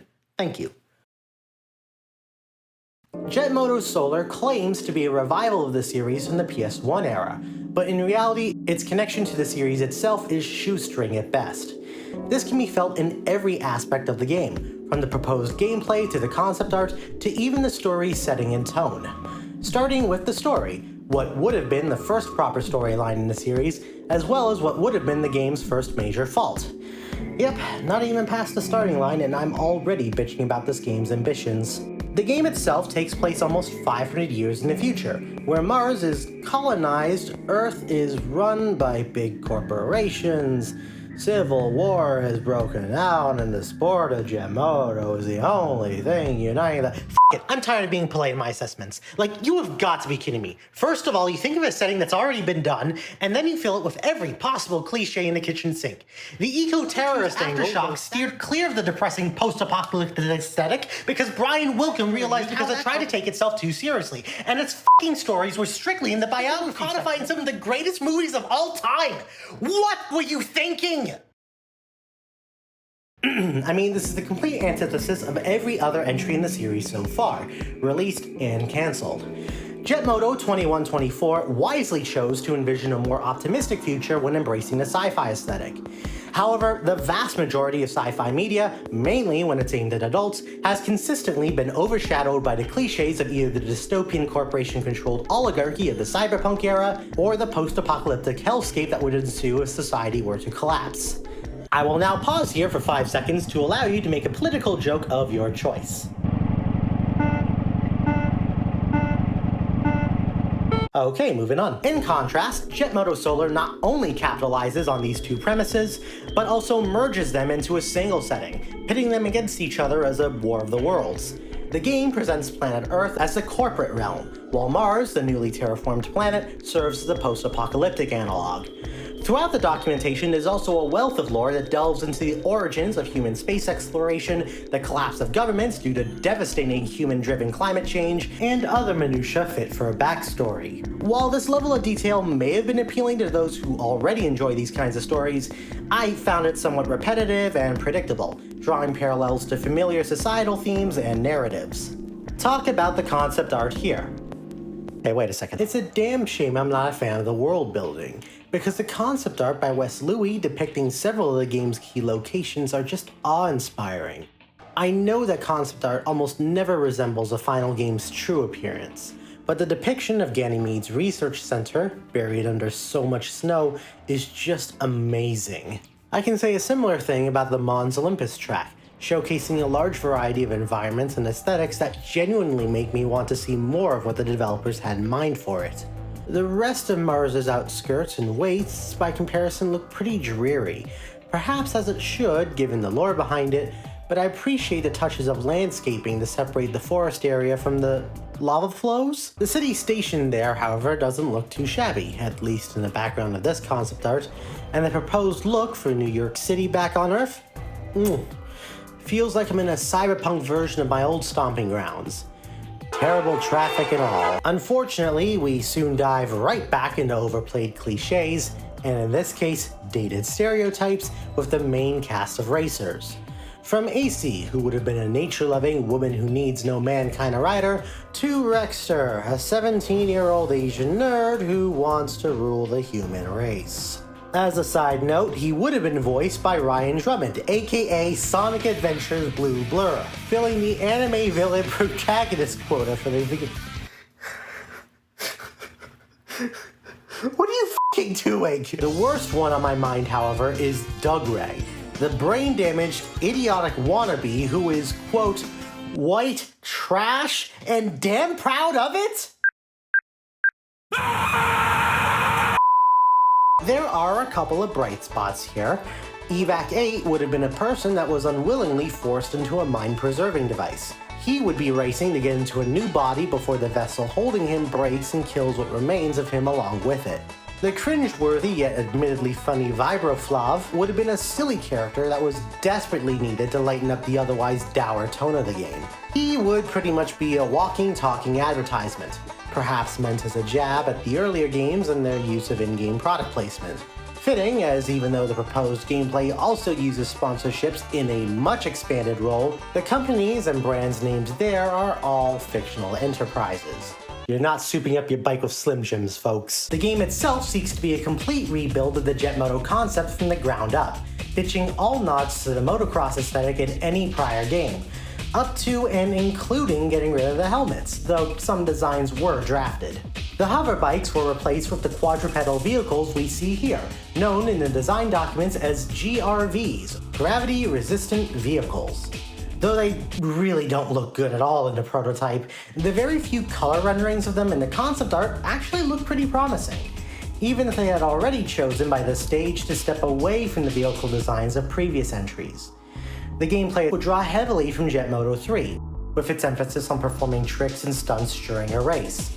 The tracks themselves would take full advantage of the added horsepower and versatility of the PlayStation 2 hardware, taking descents straight into caverns, dealing with complex obstacles and pathways, and of course, plenty of gravity-defying stunts along the way. New gimmicks would include power-ups a la 2124 and dynamic obstacles on every track. In the only level implemented for this build, which appears to be an attempt at Mon's Olympus oddly enough, you can see two such elements. Boulders that come tumbling towards racers near the start of the course, and powered ramps that launch you over to the next part of the track. The game's default controller setup would use the left and right analog sticks almost exclusively, with the left stick controlling the grapple, pitch, and roll, and the right stick controlling boosts, thrusters, hopping, and steering. Okay, was the shotgun layout from Jet Moto 2 just a happy accident? Because I swear, nobody seems to know how to make a good Jet Moto control scheme. The classic layout would have returned once more at least, much to my chagrin, but as listed in the design document, it would have used only the directional buttons to steer, so no analog control, and removed the hop feature from the circle button. Great, so I would have had to choose between a badly designed analog control scheme and a compromised digital control scheme. Sounds like fun! Progression in the season mode would be heavily determined on not just your finishing position, but also on the complexity and amount of successful stunts you pulled off. The score for all your stunts, plus the bonus points you earn from your position at the end of each race, each divided by 10 before being added together, dictate how many standing points you gain as a result. You use those points in between races to enter into sponsorships, which is the primary method of upgrading your GRV. Of course, from there it's easy to extrapolate. Go from venue to venue, gain more standing points, use them on sponsorships, upgrade your GRV, rinse and repeat. Tournaments themselves would be much shorter, 2 to 3 races, but there would also be more of them, with your position at the end of each tourney determining whether or not you are in the top 6, who get to go to the championship round to race for some serious rewards. There's a lot more to this game in the extensive design documents, such as tuning your vehicle, 6-part storylines for each character, and PSN? Just kidding, it's just the game's time trial records and movie viewer. There was no online mode planned for Jet Moto Solar. Ultimately, however, it doesn't matter what it says in the design booklets, as the game itself was never finished.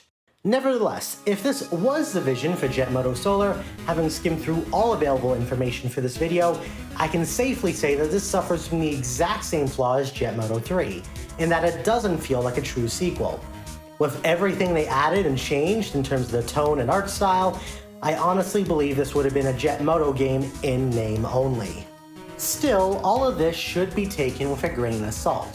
First of all, this is clearly a very early build of the game, meaning that, at least at the time this was compiled, not a lot of work has gone into it. Secondly, we're unaware of the exact timeline when this prototype was assembled. It could have been in March 2003, shortly before the IGN article announcing its cancellation. Or it could have been sometime in 2002, possibly even 2001, depending on the state of play at Red Zone at the time. Thirdly, we don't know for certain how much work was done on the game before its cancellation. Initially, I believe that the design documents and this seemingly conclusive build were the extent of their efforts. However, after discovering the concept art via the Wayback Machine, I'm left questioning the amount of work that actually went into the game. Wes Louis' detailed notes beneath each image on his old website suggest that there was much more work involved than what was publicly documented. At least before I apparently came in like a wrecking ball and destroyed that notion. Just like I did when I was trying to figure out the music for 2124. Yeah, I'll tell you what I learned about that in the addendum section. At time of writing, Jet Moto Solar was the final attempt at a new game in the series. Outside of emulated re-releases of the original trilogy via the PS1 Classics line, the only light it has seen since then are direct ports of the first two games in 2022 and 2023. As an ongoing series, Jet Moto hasn't been active for well over 2 decades at this point, and there is no official word of any kind of revival coming for it. And yet, even now, when there is no reason for there to be this much time left in the video, when there are no more Jet Moto games to talk about, when Single Track, 989, Pacific Coast, and Red Zone are all defunct in one way or another, life still, somehow, despite all the odds, finds a way. You see, I've been bearing the lead on something up until now. Though Sony ended the series, Jet Moto's legacy lives on to its passionate fans who continue to celebrate it and expand its reach. The spirit of the series is still with us, even to this day. There is even one place where you can always find fans to talk to. Jet Moto Central.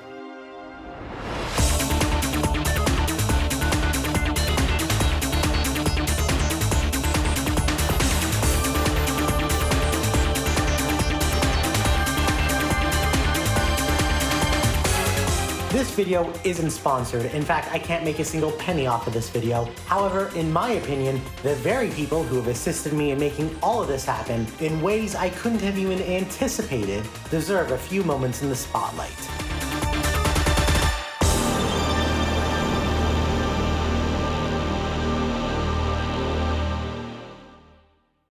In 2010, a person with the online pseudonym Oski launched Jet Moto Central, with the hopes of being to that series what another fan site, Twisted Metal Alliance, is to, well, crumpled apple silicon. The intent was to kickstart a speedrunning community and perhaps have some small races and tournaments held amongst the group. Growing the user base by talking to various YouTubers who posted videos on the games, JMC currently has about 250 users registered on its forums and 73 members on its Discord server. The group is directly responsible for releasing the Jet Moto 2124 prototype in 2014, after 4 years of teasing, abandoning, restarting, and finally completing its restoration. I can only assume they were real fans of the number 4 at the time. They're also the ones who recovered and provided me with the design documents leaked from Jet Moto Solar, as the original source has long since been taken down. All their work is partially due to the proactive nature of the community, managing to contact several developers who worked on each game in the series. Sadly, I was unable to talk to a single member of any Jet Moto development team for this project. There's likely a ton of information I missed on every game I've discussed simply because it's buried under years upon years of forum messages, server chats, and emails that I either can't read or haven't found. As I've been uploading these segments individually, I've also received assistance from the regulars on the Discord server. They've helped me gather extra information, resources, and fact-check any claims I made in pre-release versions of these videos before making them public. Or at least what was supposed to be the pre-release version for Hellbound. Trust me, when I get there, you're not going to believe how much stuff I have to correct for. In case I forget to do so before the credits roll, I want to thank Discord users Enigma, Rexcore, whoever hit me, and Adonale, apologies for pronunciation, for their contributions to this project, directly or otherwise. I also want to extend my appreciation to anyone and everyone I may have overlooked for their contributions, be it with corrections, providing images or video, or simply answering questions. They are quite the dedicated group of fans, even though some of them are actually younger than the games themselves.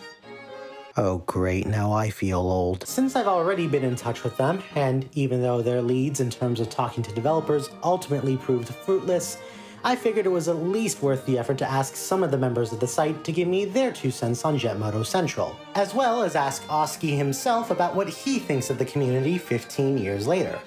From what I've heard from the active members, many of them are just happy to have a place to hang out with fellow fans.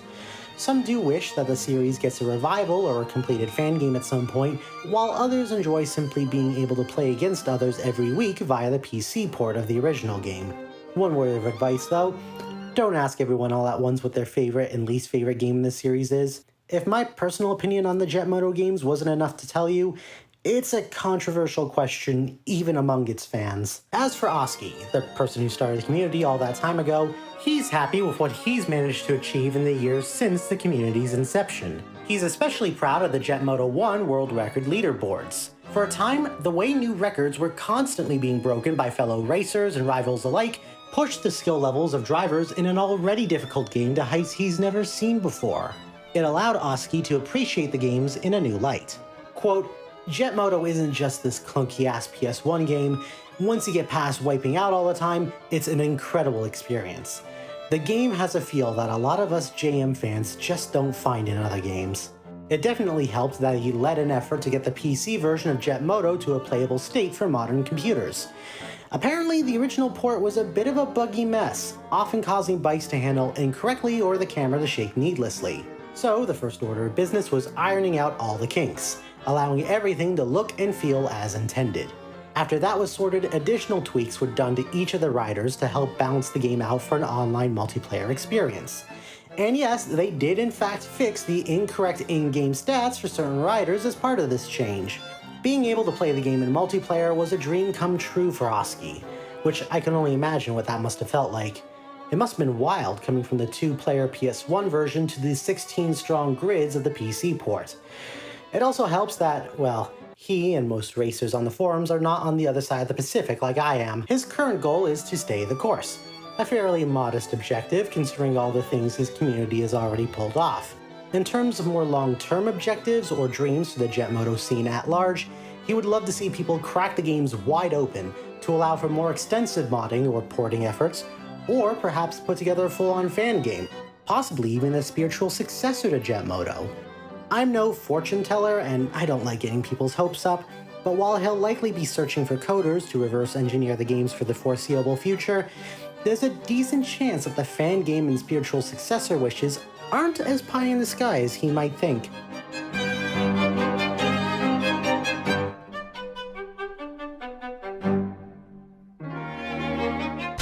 For one thing, fans have been working both within and without Jet Moto Central to craft new playable content in the series, in varying extents. Jet Moto 1234, made by a developer not affiliated with JMC, is a surprisingly fun edutainment title, adapting the tough-as-nails tracks into an endless rally-style game. Simple but addictive, your task is to pass through the gate whose number or formula's answer yields a greater value. It's surprisingly difficult on the later levels, where the game forces you to deal with both difficult set pieces and order of operations, occasionally at the same time. The best part is that the game runs entirely within your web browser, requiring nothing more than an internet connection and a keyboard. That being said, it's not on the web game archival service Flashpoint, at time of writing at least, and the Devil's Canyon and Catacombs levels use the licensed Juno Factory songs assigned to them in the original game, so it could disappear or get taken down at any time without notice. If you know anyone who is capable of preserving this game on Flashpoint, I would highly recommend you bring this game to their attention, especially as the game is starting to approach 10 years of existence.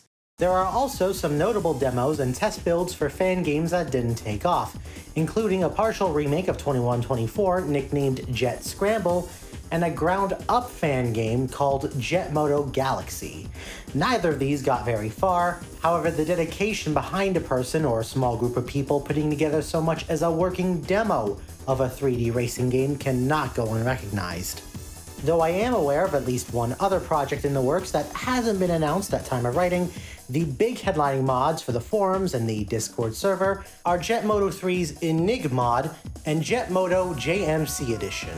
The Enig mod for Jet Moto 3 was an attempt at rebalancing the game's bikes and physics to address some of the more painful flaws of the original game, as well as visually spruce up a couple of tracks.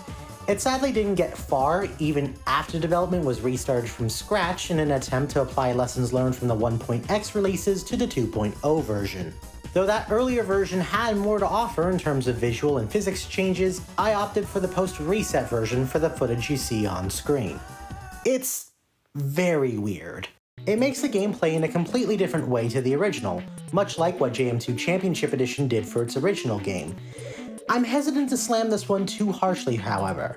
Ignoring the abandoned work-in-progress state of the mod, I just didn't click with Enigma like I did vanilla Jet Moto 3, and that could just be because I spent a limited amount of time playing this compared to the main games in the series.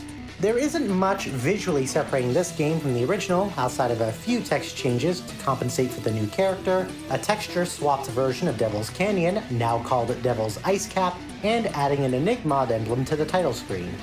The previous 1.x release did feature a couple more texture swaps for courses, as well as adding support for custom music tracks, but as I said, that version was discarded by the developer. The main change it makes in terms of handling for existing racers is speed and weight. Namely, it gives all the bikes a huge speed boost while simultaneously making them lighter. This alone makes a pronounced difference in how one pilots their moto, given that you now spend more time in the air when you hop or launch yourself off of ramps. While this change works well for most racers, it makes Angel, the rider I used for the majority of my playthrough in regular JM3, practically unusable. Her bike is so light she will be knocked off of it the moment anyone collides with her, or she so much as grazes a wall in a direction that is off level by the slightest of degrees. And if you're too fast coming off of a decline, you won't be able to stop yourself from bailing. Because of the added mid-air opportunities, it also lets you perform stunts to refill your boost meter at a much faster rate, making the already generous boost system even more so. Or at least it would, if the amount of boost that each racer receives per lap wasn't reduced dramatically to counteract it. On one hand, this gives stunts a more immediate place in terms of planning out a route on each track. On the other hand, this also makes an already challenging game even more so, as you can't just ratio out your boosts per lap anymore. You have to pull off stunts just so you have enough boost to keep up with the competition. Thankfully, all riders now have an enhanced mid-air brake. While you still can't come to a dead stop like in JM1 and 2, you can now more conceivably course correct if things go wrong while in the air. I like this change, though personally I would have preferred a stronger air brake still. Then again, there is one character who has exactly that. That would be the big addition to Enigma, Jet Moto 2's Enigma. This at first seems like a glaring flaw since the game is giving you the game breaker to end all game breakers right from the start, instead of them replacing Granny or even Captain Ballard. However, with the bike changes made to all the other racers, you will need Enigma to have a chance at completing the professional and extra championships. Yes, need them. Any other racer or rider, and you'll be fighting tooth and nail to stay in first. And if you're Angel, I mean, you can try, but I'm almost certain it's impossible with her and Enigma given her low top speed and ridiculous fragility. Enigma handles like nobody else. Their bike is the only one that can come to a stop in mid-air, the only one who can stop and go on the ground on a dime, the only one with a regular amount of boost power compared to the limited rations given to other racers, the only one that can take very hard landings against the walls of the track, as long as it's within reason, and the only one who has a reasonable chance of being the expert difficulty AI in the final few tracks in the game. In fact, Enigma has so much boost power, and their boost power is so potent, I would actually recommend to just press the triangle button every so often to boost forward, and use the brake to stop and turn as needed whenever you play as them. Sadly, Enigma is strictly he/him in this mod, as they, their bike, and their associated sounds either use or take the place of Ravens, both in-game and in the character select screen. It also doesn't change the fact that this is, still Jet Moto 3. The checkpoint and respawn systems haven't been touched at all, and if anything, their issues are exacerbated with the tweaks done to all the bikes. The game now tends to either forget that you passed checkpoints, or to think that you're going the wrong way. And God forbid if you take a flying leap over a good part of the track, only to then be brought all the way back because, uh-oh, you didn't land on solid ground after passing that checkpoint! If I gave myself a bit more time to try Enigma out, I'd probably be more generous to it, especially since I can sense the flow it's trying to go for here. I bet with just a little practice I could carve through these tracks like butter, much like how you could in Jet Moto 1 and 2. And for the record, that's what I think the true spirit of the series is. Flowing through tracks like a dragon, be it by land, sea, or air. But what if you wanted to play the original Jet Moto game, and you wanted to try out the PC version's networked multiplayer mode? Well, that's where Jet Moto JMC Edition, the JMC meant to refer to Oski's community, comes into play. It not only allows the game to work on modern Windows PCs, but it also adds plenty of quality of life features to the game. Built on top of the fixes made to update the game for the modern day to begin with, it includes a revamped pause menu, allowing you to change game options on the fly on top of just allowing you to quit the race. It also includes support for higher resolutions, widescreen resolutions, and for different controller types like a steering wheel. Honestly, I would prefer if the 2D menus were centered rather than stretched. The graphic designer in me is screaming. But all the other changes definitely make it a minor mark against the game rather than a showstopper. Sadly, this doesn't help the fact that despite the effort made to get the game working and to add quality of life features to it, it's still a bit buggy here and there. I even had the game blue screen on me as I was changing control options. But then again, that could just be my setup, which,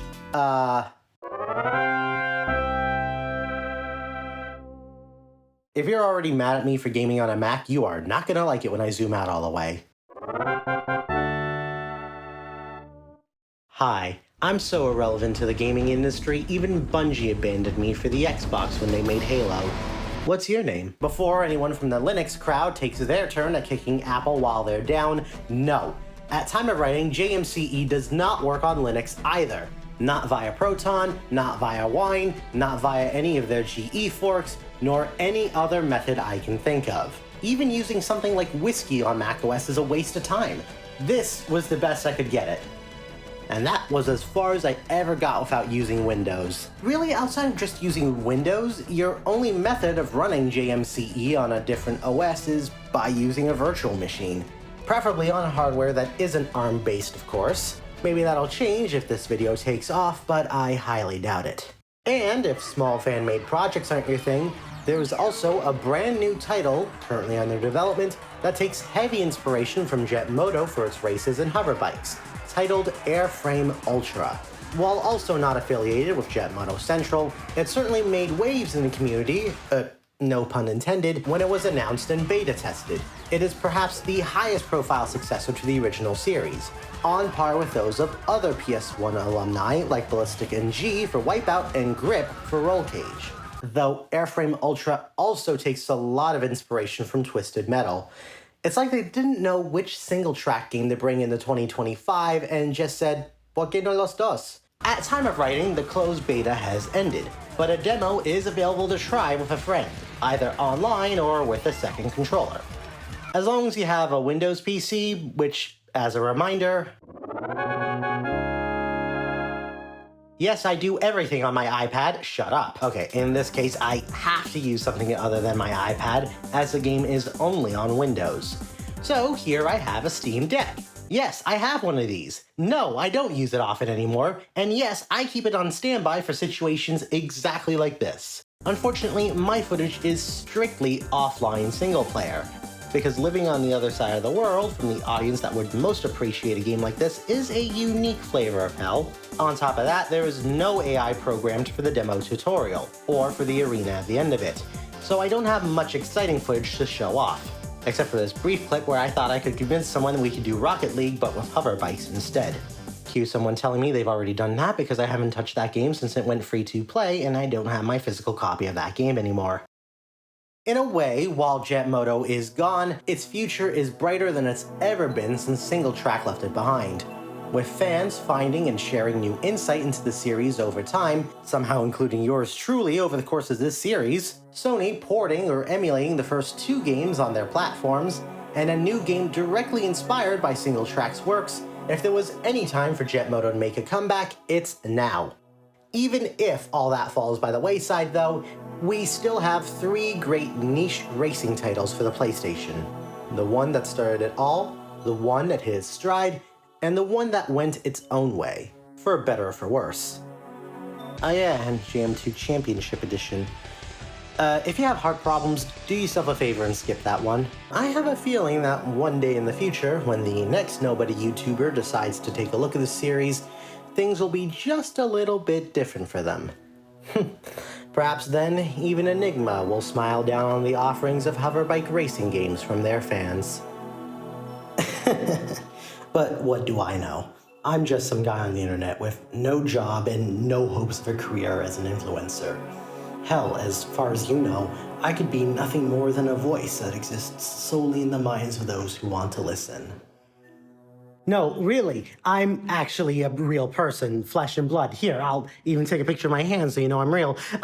This was going to be a silly gag where it's like, oh, am I really who I say I am? Am I maybe a racer who lurks in your mind or something like that? But no, on the Jet Moto Central Forum, at the time I'm recording this, I just saw this video.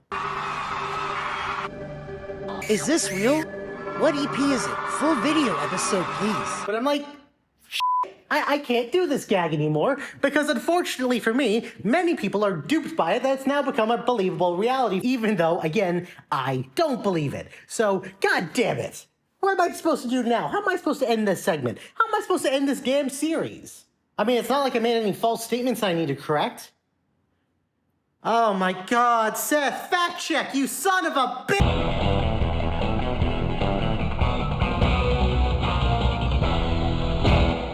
Before I wrap the series, I want to circle back to my earlier points and quickly discuss any new or updated information that has come to my attention since I recorded and edited those segments.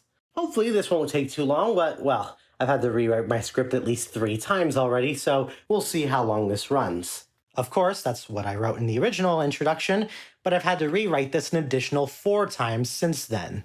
Yep, keep jinxing yourself, Seth. You're not making life more difficult for yourself. Anyway, let's start off with... While by default, the 2-player mode on the PS1 version is only head-to-head, you can unlock the ability to race against a full field of CPU racers in that mode. You do this via a cheat code you can enter, revealed by completing both a Professional and Master Season Championship with each of the 4 teams. Or you can just know that code in advance and a second code to enable cheats early if you're short on time. This is everything I would have ever wanted for my copy of JM2CE when I raced against my brother as a kid, and it's incredible. And also really taxing on a PlayStation hardware. Thankfully, you can use emulators today to overclock the system's CPU and GTE to help the game keep up with its 20 frames per second target. And like with JM3, it's probably the best way to experience 2-player races with AI. There's also a cheat code to enable the air brakes as seen in Jet Moto 2. They function identically to the E3 version of that game. I'm a bit surprised that this isn't enabled by default in JM1, since it makes the game somewhat less frustrating.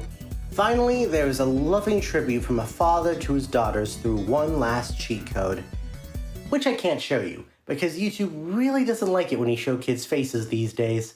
Trust me though, it's very heartwarming. Before we move on, allow me to speak my mind for a moment. Single track? You've won a place in my heart as an ally. I really wish I had known that Rhino and Harris would both select a same-sex presenter before recording the dialogue for that segment. For modern representation, this is quite subtle, especially since Rhino is statistically the worst driver in the game, sadly. But for 1996, when gay rights were still being fought for, to say nothing about the other letters in that equation, this is just inspiring.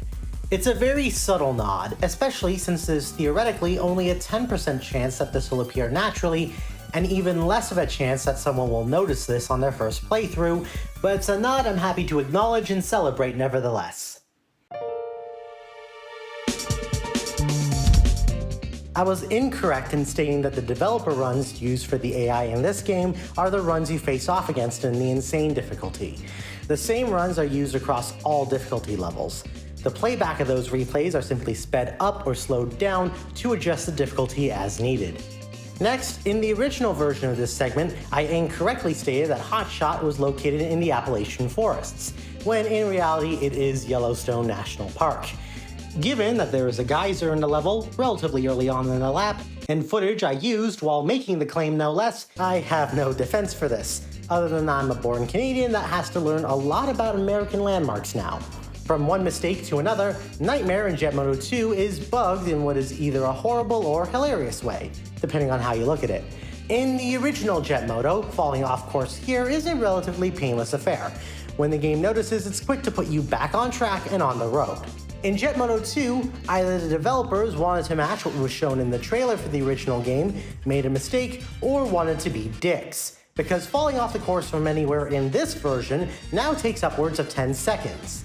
Instead of just hitting a kill plane somewhere reasonably close by on track, you now have to fall to the bottom of the game world. Every single time, all to hit the only kill plane in that version of the track before you can respawn. Again, there are only 3 options here and none of them look good for single track. Next, remember this piece of music? This track comes from the initial demo version of Jet Moto 2 given to PlayStation Underground subscribers. At the time, I didn't think much of this, outside of having to remember what disc I got it from when it came time to write the credits. However, since I uploaded that video, I received a comment from YouTube user I am an empty bag expressing shock that I knew what 1 was after hearing that piece of music. I'm not gonna lie, at first I thought they were mistaken, but then having since discovered boatloads of things about the series by accident, and considering this would be easy to prove or disprove, I went ahead and took a quick look at the game's intro, and I made a mistake. Unit 5, Sector 8. well, I'll be damned, it is from 1. The version used in the JM2 demo is a slightly truncated variant with volcano noises instead of radio comms, but other than that, it is the same song. Neither game's production team nor their respective publishers share anything in common, so I can only speculate that the music is used here because either they needed a CD audio track to keep the game from crashing and didn't have the final version ready in time, or that it's production music, in which case I'm royally screwed. Again. Seriously though, H-Bomber Guy's quote about fact-checking will now live rent-free in my mind for all eternity. But it turns out if something is easy to check, no one actually does. Finally, Mr. Brian Wilcombe, I have to express my sheer condolences for never being able to make the pimp moto game you've always dreamed of. No, really! On his personal website where he chronicled JM2CE's development, he shared this photoshopped box art of the game and lamented how difficult it was to actually sell executives on a game based off of pimping. Damn! I know they say never the kink shame, but ignoring the very obvious unfortunate implications, if you're that needy for a game based off of that topic, just do what every furry does and make a visual novel. Trust me, the audience is bigger than you think. If the game wasn't already fast enough for you, the 2-player mode makes all bikes in the game twice as fast than they were already in the single-player mode. What?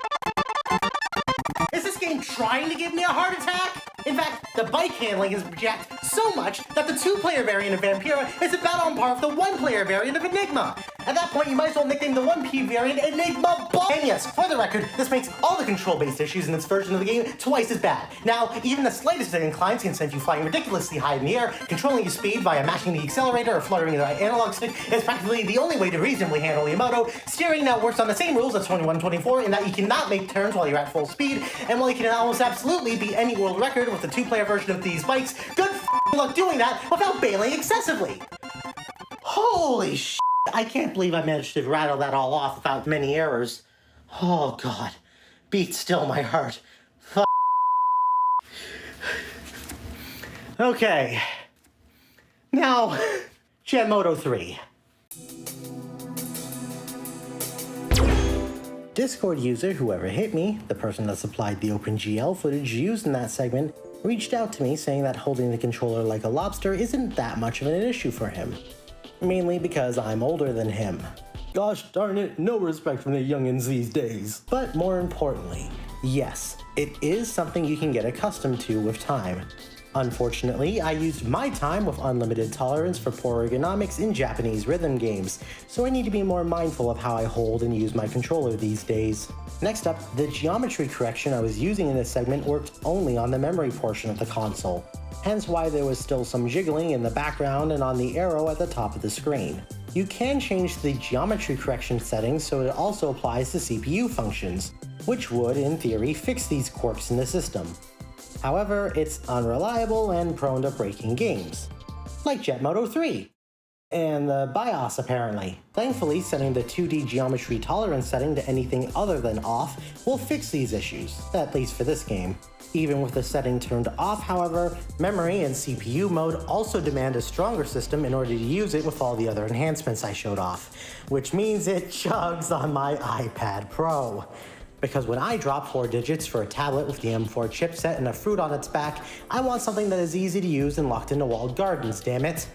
I wasn't kidding when I said I'd do everything on this thing. And before you try either overclocking or geometry correction in other games, keep in mind that what you see here, barring my specific performance issues, is the best case scenario. Games may refuse to run above a certain frame rate, run too fast because they are that tied to the console's clock speed, or may even straight up refuse to boot.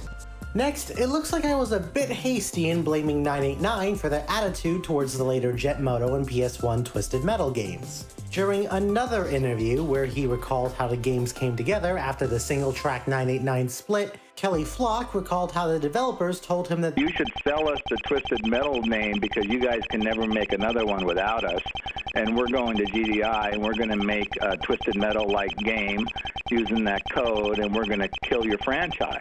Needless to say, Kelly Flock was pissed and ended up making not 1, not 2, but 4 separate games out of spite for single track.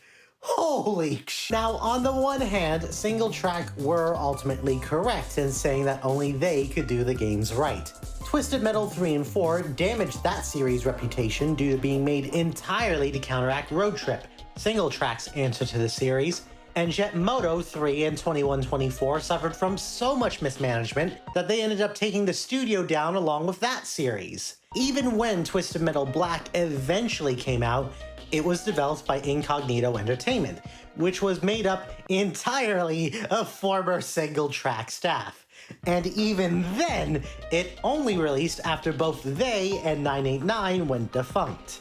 On the other hand, however, Kelly Flock points to how, without the financial successes of Twisted Metal 3 and 4, they wouldn't have had the budget or the time needed to make Twisted Metal Black as good of a game as it is. Which, yeah, I can't argue that. I mean, look at what happened to 989 in the single track. Lastly, at time of writing, I have still not heard anything from TCRF about the stunt mode loading screen being labeled as unused. Not wanting to leave yet another mystery unsolved, as minor as this is relative to what's coming up, I decided to use my Windows VM and investigate the game files myself. I can now proclaim that there is only 1 copy of this loading screen, and therefore it is used. Now, to leave my finding on the talk page and let whoever made the GM3 article on there modify the page. I gotta be polite about this kind of stuff, you know?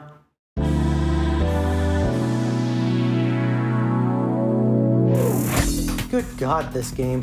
There's enough I missed in the original version of this segment that I could justify redoing the entire thing. But honestly, even if I were allowed to, after having redone 2 other segments already for various other revelations, and considering my last attempt at a rewrite was garbage, I'm not about to do it again, especially considering the mysteries I managed to solve. First and foremost, many people seem to believe that Pacific Coast Power and Light were the developers of both Jet Moto 3 and 2124.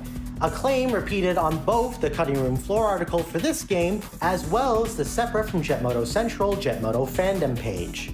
However, as I mentioned before, that can't be the case because PCPL weren't even aware that another Jet Moto game existed, let alone that 989 were working on it at the same time they were working on theirs. Weirdly enough, I can't even find a citation for this claim either. Again, what is it with Jet Moto 3 and misinformation like this? The only sign of anything that wasn't done by 989 themselves is an unused graphic for Sid Mead's Obligon, a compendium of his concept art and works in various franchises. Before you go hunting for that in the hopes of scoring some sweet concept art, however, that book was released in 1985, 15 years before 2124 was cancelled. Really, Seth? Not even in the addendum section can you avoid this. Okay, so there was a second edition printed that did, as far as I'm aware, get a worldwide release. That came out in 1996, but other than that, I believe the contents of that edition are identical to the first edition, which was in fact sold only in Japan. Okay, back on topic.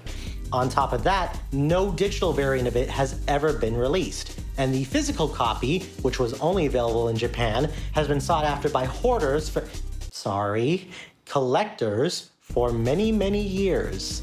This means that, at time of writing, you'll be paying at least $100 for a used copy and $300 for a mint condition one. Now I'm hoping this video doesn't blow up. Imagine if people started shelling out 4, 5, or even 6 digits for this book just because of my rambling about a franchise that had its last entry before the turn of the millennium. Speaking of the 2000s, the game's build date, as per the prototype archival site Hidden Palace, is January 18th of 2000. This contradicts my previous implication that the game was cancelled immediately when JM3 failed at retail. Consequently, depending on when the order to widen the tracks was issued, the earliest possible release date could have been pushed as far back as July of that year, 3 months before the PlayStation 2 would launch in North America. Man, I truly went through hell and high water to try and get this game published. And they still couldn't manage it. That's a little depressing. Next up, though all names other than Kelly Flox were stripped from the article when I went to read it, we do actually know the names of at least 2 developers who gave interviews for a portion of the PlayStation Museum article. The programmer who mentioned that they still listen to the game's soundtrack to this day is Paul Willman, while the gentleman who not only spent the $150,000 on that soundtrack, but also ended up supplying Jet Moto Central with both the only known build of 2124 and the soundtrack CD is former Sony of America assistant producer, Mr. Christopher Tritt. I have to tip my hat to the man. If he's watching this video somehow, first of all, why? No, seriously, why and how, honestly? And secondly, neither this segment nor the one it's attempting to correct would be possible in the slightest without your generosity 15 years ago. And heck, considering that I managed to solve the Rubik's Cube of a puzzle that is the soundtrack's listings, with your help, I've mostly liberated the soundtrack's contents from the confines of that CDR. I say mostly because, well, that's a story and a half all on its own, let me tell you. First of all, I misspelled New Berlin in the track list. This is a minor error, but I've been told it's a very common one. It seems to stem from the fact that the Microsoft Word document accompanying the soundtrack I received also makes this same mistake. Not that I can either confirm or deny it's also what came with the CDR when Mr. Tritt sent it over all those years ago. However, looking it up on the Jet Moto Central forums, and there we have it. New Berlin is spelled N-U, as in the Greek letter nu. That's not confusing at all, let me try that again. Of course, as I said, this mystery is a mere appetizer compared to the full course meal coming up, but considering its prevalence, I felt like it had to be said. Next, remember that $275,000 in 2024 figure I gave for the music? Well, thanks to recent events, that number is now almost $277,000. Once again, I shall pause here to allow you to make a brief political joke of your choice. Only 3 seconds this time, so be quick. 3, 2, 1. Alright then. When I learned that what would have been the theme song to 2124 was repurposed 3 years later as a production music track, it was only very shortly after I recorded the dialogue stating that all the songs in the game were licensed. So allow me to put in my 2 cents here. Shock is way too good of a song to be locked to a production music library. While the original owner of the library that the song belonged to has long since gone out of business, and even a search for the album's name on the worst site in the world turned up nothing but miscellaneous bands and soundtracks that happen to use the words motion or 2 in the title, I was still able to secure the rights to use it here. And this is because that company's catalog is available to license from another owner nowadays. Albeit this time it's part of an album called Electronica Volume 2 instead.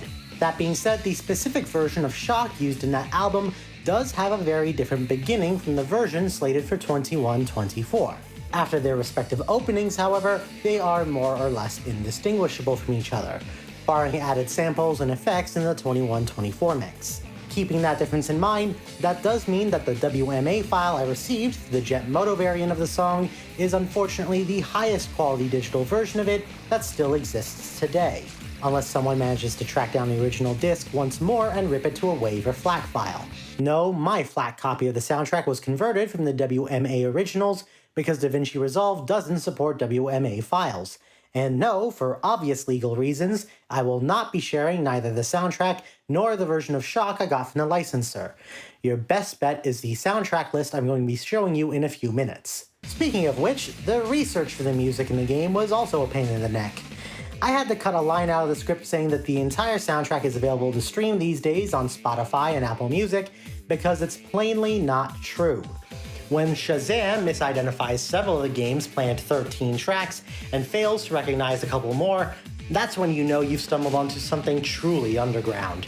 On top of that, one song's name and artist is practically unsearchable without running into unrelated audiophile wars, and even worse, I'm almost certain that one or more of these songs were special remixes made just for this game, given that even when I do get a match via Shazam,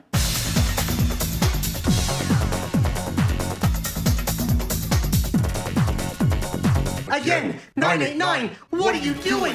What are you fucking doing? In my previous rewrite, I bellyached about having to rewrite this segment so many times because I just simply couldn't stop falling into rabbit holes. Now that I'm in my third rewrite for this segment alone, hell, I'm just ready to get this done and send this video off into the history books.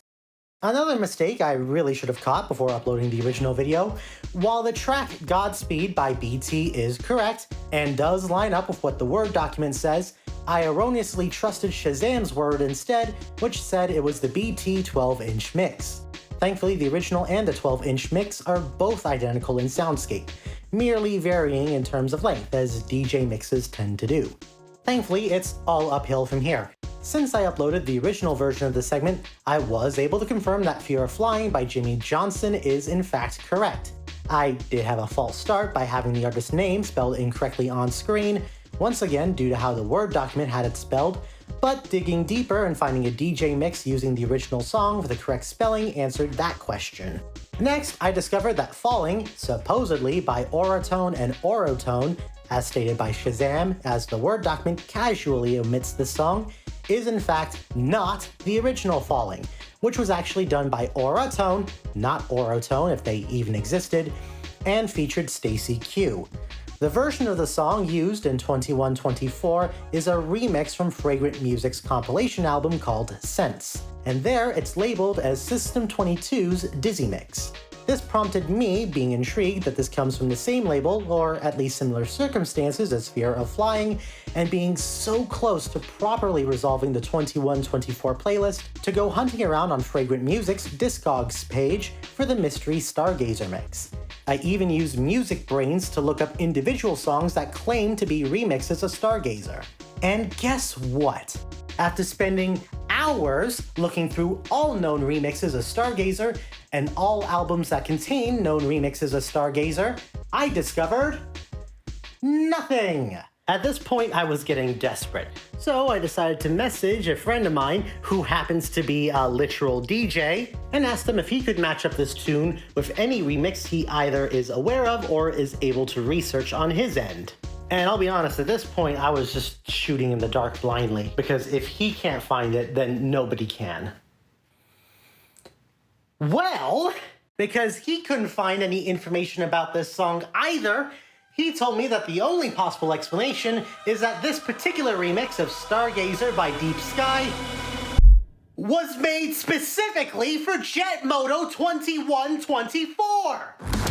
I have one very serious question to ask 989 at this point, but I will get to that in just a second, because I've just got to say, out of all the information I uncovered for this addendum, this is probably the most jaw-dropping.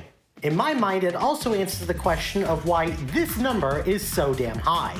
The budget for this game's music had to be this high if they had at least one original mix crafted for this game.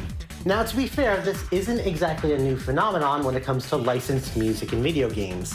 As my friend informed me, sometimes artists do this to their original songs so they can sell them directly to the game company, in this case 989 Studios, without either breaking contracts they may have signed with record labels or potentially violating copyright law. Still, to learn that not just Shock, but also Stargazer were respectively created and remixed specifically for this game is just...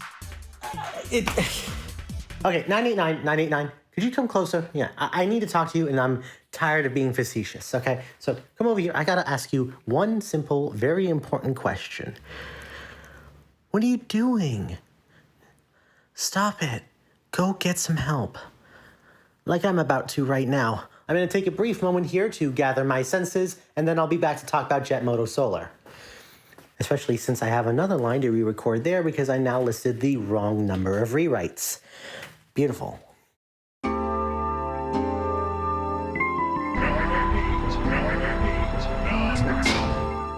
I already pointed this out in the original video, but there are no powered ramps implemented in the build of JM Solar shown on screen.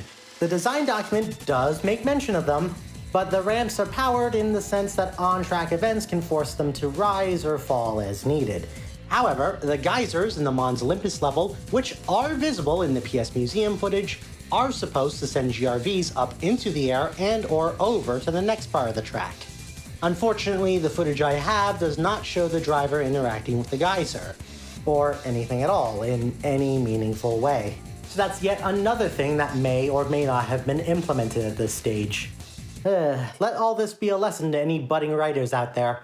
Just because you have to rewrite your entire script in a hurry does not give you permission to turn in a first draft that you have to fact check and work around in the recording and editing booths. Speaking of which, we are aware of the timeline for at least two major items in Jet Moto Solar's development: the design document and the character background booklet. I really should have been paying more attention to the images I was using during editing. Unlike the script, I have no excuse for not noticing this. But in a happy accident, it does line up with my initial speculative build date of the prototype.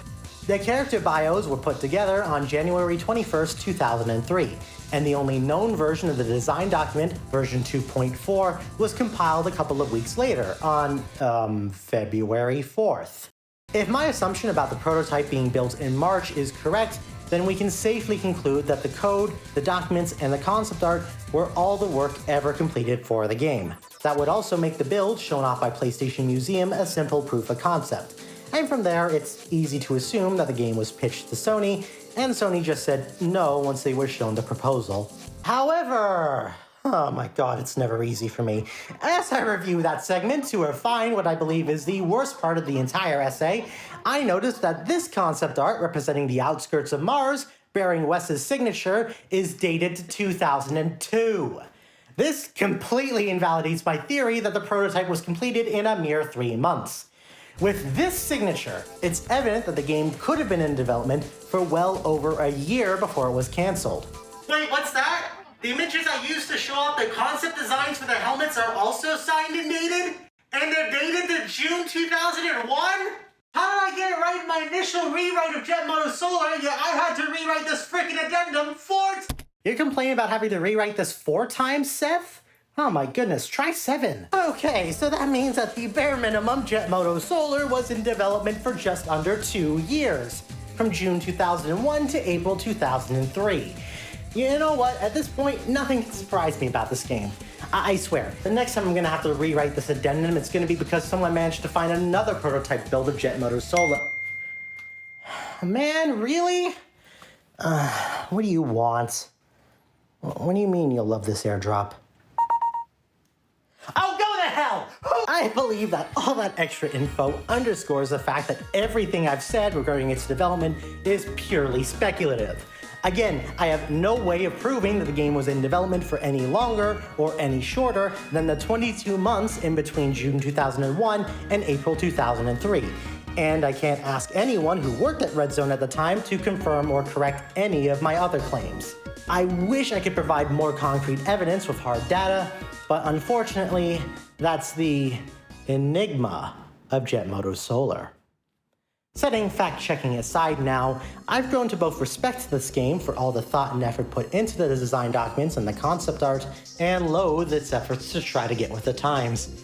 It feels like the how do you do fellow kids of Jet Moto games, and not without reason. The backstory I laid out in that segment made this game sound like it would be the Jet Moto equivalent of Twisted Metal Black. You know, edgier characters, a much darker storyline, all that fun stuff. But between the character archetypes and scripts drafted for each character, including Evac's nervous demeanor, Vibroflov's shameless consumerism, and I have to ask the eternal question. Who was this for? Is it for fans of Jet Moto? Can't be, since the game was slated to look and feel nothing like the series. Could it be for new players? Maybe, but are you seriously going to have eco-terrorists not only be playable, but the opposing force of the corporate regime? After decades of in-story civil war. In 2003. I'm sorry I have to bring this up, but last I checked, America wasn't exactly ready for feel-good stories about that kind of topic back then. Maybe in the very first few months of development, but past that, please reconsider your plot. Was it for adults? Sorta, but then you'll have to explain why Sonic the Hedgehog is voicing a teenage nerd hell-bent on taking over the galaxy. Was it for kids? White trash. Speaking of Doug Ray, and this has nothing to do with Jet Moto Solar, so I'll be brief, but I do want to explain why 989 pivoted to sports games in the way they did. Setting aside the mixed reviews of not just Jet Moto 3, but also those of Twisted Metal 3 and 4, there are two major reasons. The first one is just plain consolidation.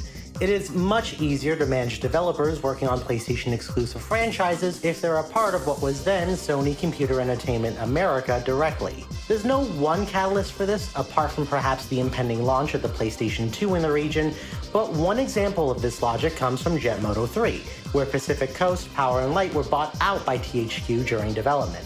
It also explains why sequels to their non-sports games that did come out after the merger came out under the SCEA name instead of 989's. So why not just make the sports titles come out under the SCEA label as well? Well, that's the second reason. Despite my implied distaste for them, as seen in the original segment, 989 sports titles were crazy big moneymakers for Sony. If there's one thing I remember during my time in business class in high school, it's that brand recognition is important above all else. If people can't remember your brand, they won't be coming back for you or your wares. So the sports division, alongside the developer Red Zone Interactive, were exempt from the merger, hence why they were allowed some form of autonomy for that console's lifespan. As for the in-game footage from PlayStation Museum, assuming they only made the one major edit in the gameplay footage where they restarted the race, it looks like the only playable character in this proof-of-concept build is Vibroflaw himself. Always a good sign when a developer decides to focus on the joke character first. And one minor correction for the Galaxy segment. In the original version, I erroneously called the mod for the PC version of Jet Moto Championship Edition, when in reality the actual name is Jet Moto JMC Edition. The JMC meant to refer to Oski's forum, Jet Moto Central. I would like to apologize to Oski for not double-checking this before publishing. I may have been rushing, but that is not an excuse. Okay, what's next?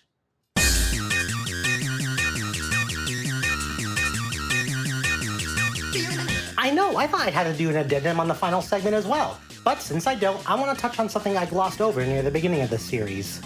First of all, that Jet Moto is called Jet Rider in Europe, but more importantly, if you're curious about how Jet Moto got released in Japan, it wasn't Sony of America's responsibility.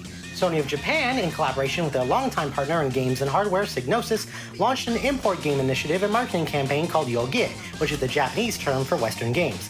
Beginning with the release of Destruction Derby in the region in 1996, Sony of Japan made it their mission to introduce the country to the world of American and European developed games. Take notes, Bernie Stoller, this is how you make your console an international success, not whatever you tried to do to Sony. And what you ended up doing to Sega. Since this was before the era of worldwide releases, these games would often either be purpose-built for the region or updated versions of games that were released many months earlier in the West. Naturally, Jet Moto 1 and 2 were also part of this deal, and it explains why the version of JM1 in Japan is closer to the later European release, and why JM2, renamed Jet Moto 98, has almost all the quality of life improvements given to Jet Moto 2 Championship Edition, but lacks the excessive speed change and frame rate improvements.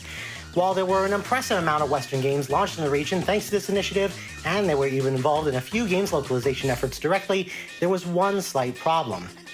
Nobody in Japan wanted the games they were bringing over. There were a couple of modest hits from the line, but overall, despite the 2-year push to get American games established in the region, none of the other games, JM1 and 2 included, really caught on in the general public. Sorry to interrupt again, Seth, but only after recording this ramble did I find out that Sony ImageSoft at large, aka Sony of America, Europe, and Japan, all had little to no enthusiasm for Jet Moto.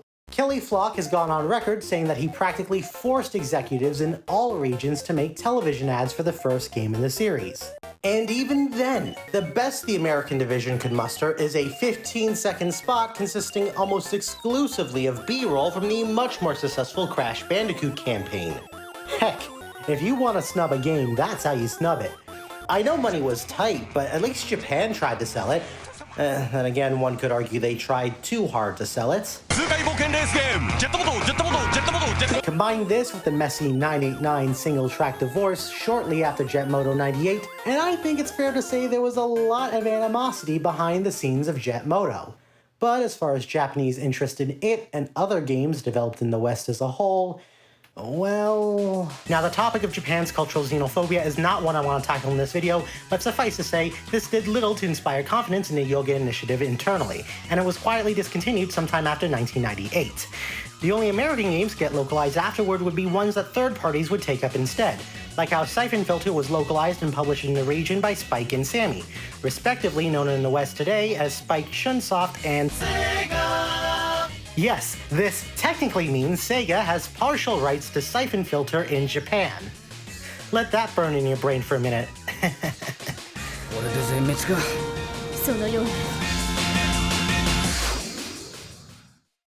While initiatives like Yogi are no longer needed in the modern day, owing to the ease of playing foreign language games regardless of region, I still have to give points to Sony of Japan for pushing for foreign game localizations.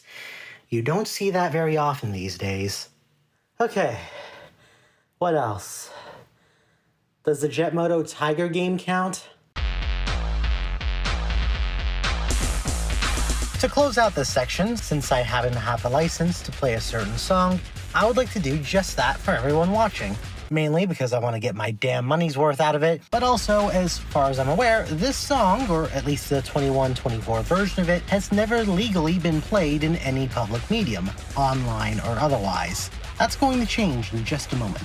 Now that I have a second chance to do the intro I wanted to do, and I have the license to play the full song here, I decided not just to revive the original 45-second intro, but to more than double its length, covering the entire 2-minute song that would have been the game's theme. Don't worry, I've also gotten rid of any changes in volume or narration that once existed. You'll hear the whole thing from beginning to end. So, to celebrate what is possibly the first formally licensed public usage of Shock since its creation, and to pay respect to the composers Douglas C. DeAngelis and Kevin Michael Dompe, or is it Dompe? I apologize, my friend. Here is not only the world premiere of the Jet Moto 21-24 theme song, but also a tribute to the game that never was. Forgive me for padding out an already long video by a few extra minutes, but an opportunity like this only comes once in a lifetime. Oh, and fair warning. These songs are going to play at their original volume, and without edits, barring a single change to extend the fade out at the end. You may want to turn your volume down now and keep it down for the rest of this segment. Thank you, and enjoy.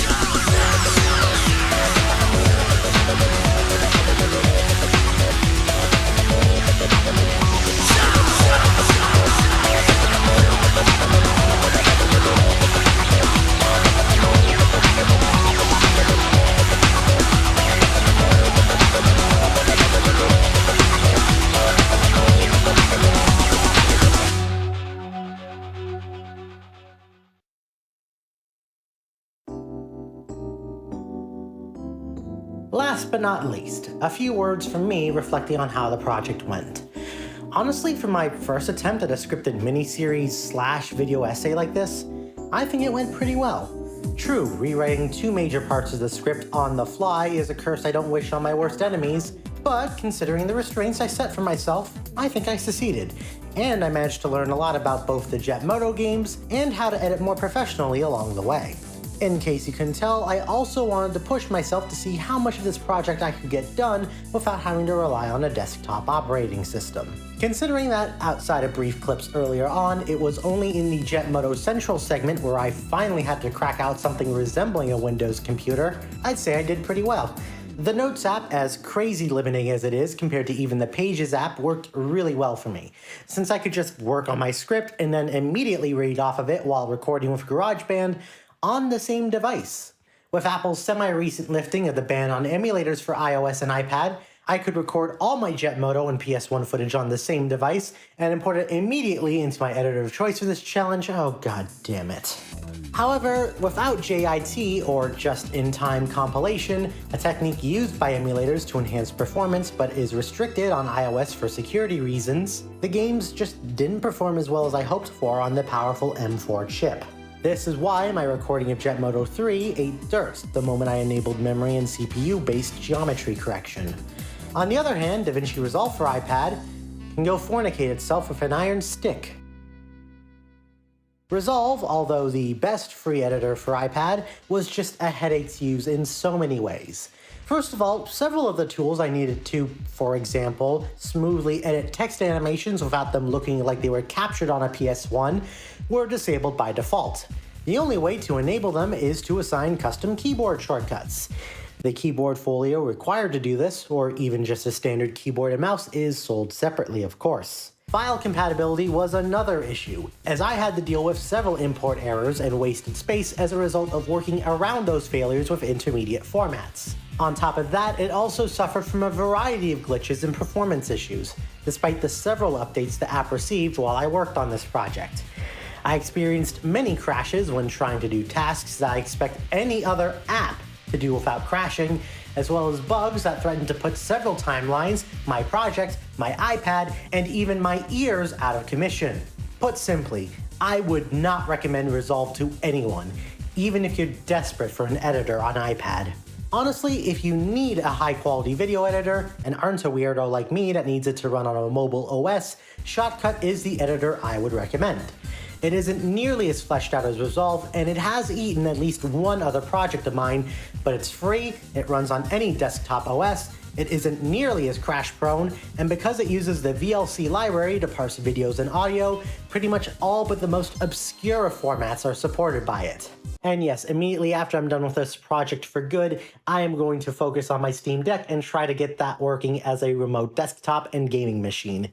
I love you, iPad, I love you, Mac, but there are just some things you can't do right. And that's where I need the Penguin to step in. 351-1996-21-2-4-5. Putting that aside, there are 3 other things I wish I could do now to enhance this series. The first thing is that I want to go back and redo the segments on Jet Moto 3 and 2124. The former because I know I can condense that script down to a 22-minute mess instead of a 45-minute epic. And the latter because there is simply no reason not to when the addendum section is just that long. The main issue with remaking the latter segment would be, given how I had to get a license to retain that segment as is, I would have to either license the track again, which would set me back even more money, or simply refuse to play the song, which I don't want to do.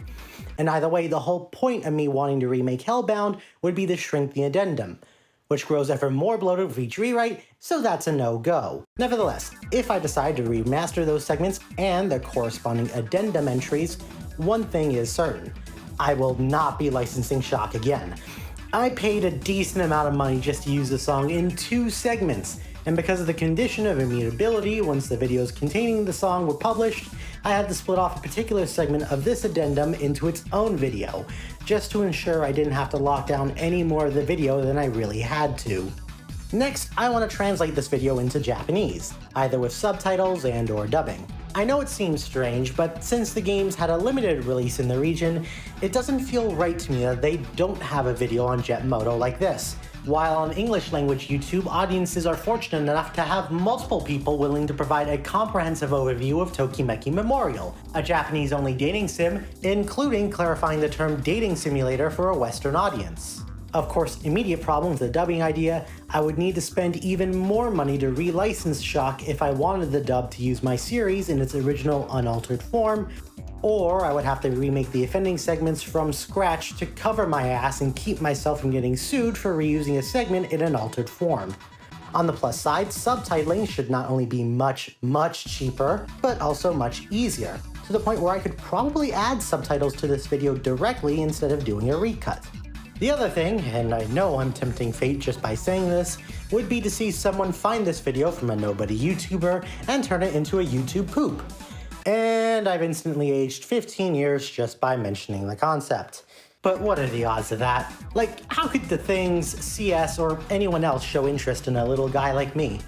They seem to be much more content with The Price is Right and 1950s home life respectively. I would definitely love to see them try to sentence mix their way out of Shock though, if nothing else. But all of that is nothing more than a bunch of what ifs for me. I don't have the money nor the reach to make anything like that happen. But I do want to learn Japanese at some point. Mainly because it would be nice to play Japanese games, but also because I would want to go visit it at some point. Perhaps the idea of translating this series to that language isn't too far-fetched. Maybe someday. But for now, my final thought. F*** you. That's going in the video, god damn it.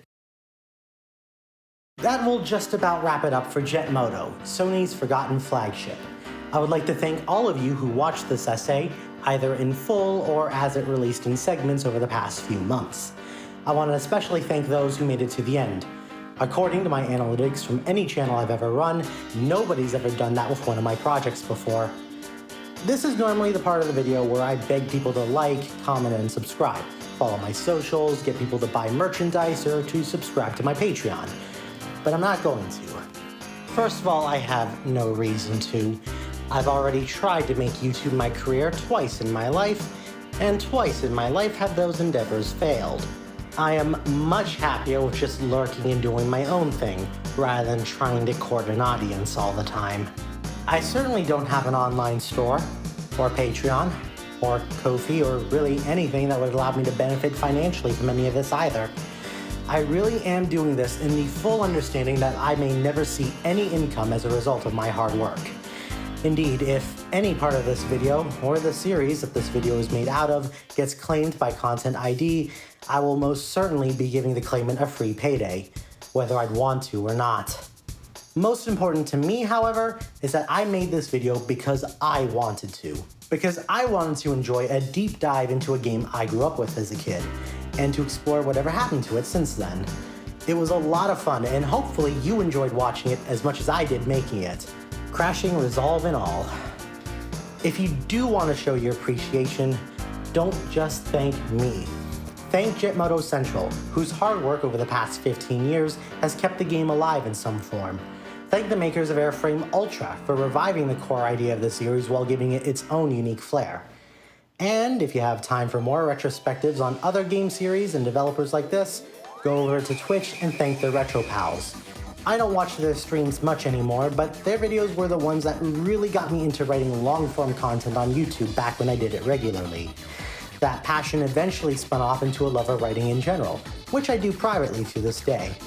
They recently hit 5,000 subscribers, at time of writing at least, and show no signs of stopping, so I would highly recommend checking them out. Of course, feel free to like the video, share with friends, leave a comment, and subscribe if you wish. I don't have any immediate or future plans for videos, but I do want to keep trying speedruns, or at least short sessions of other games. But if I ever get an itch to make another long-form video like this one again, you'll be the first to hear about it as a subscriber. Until next time, thank you so much for watching, take care of yourself, and each other.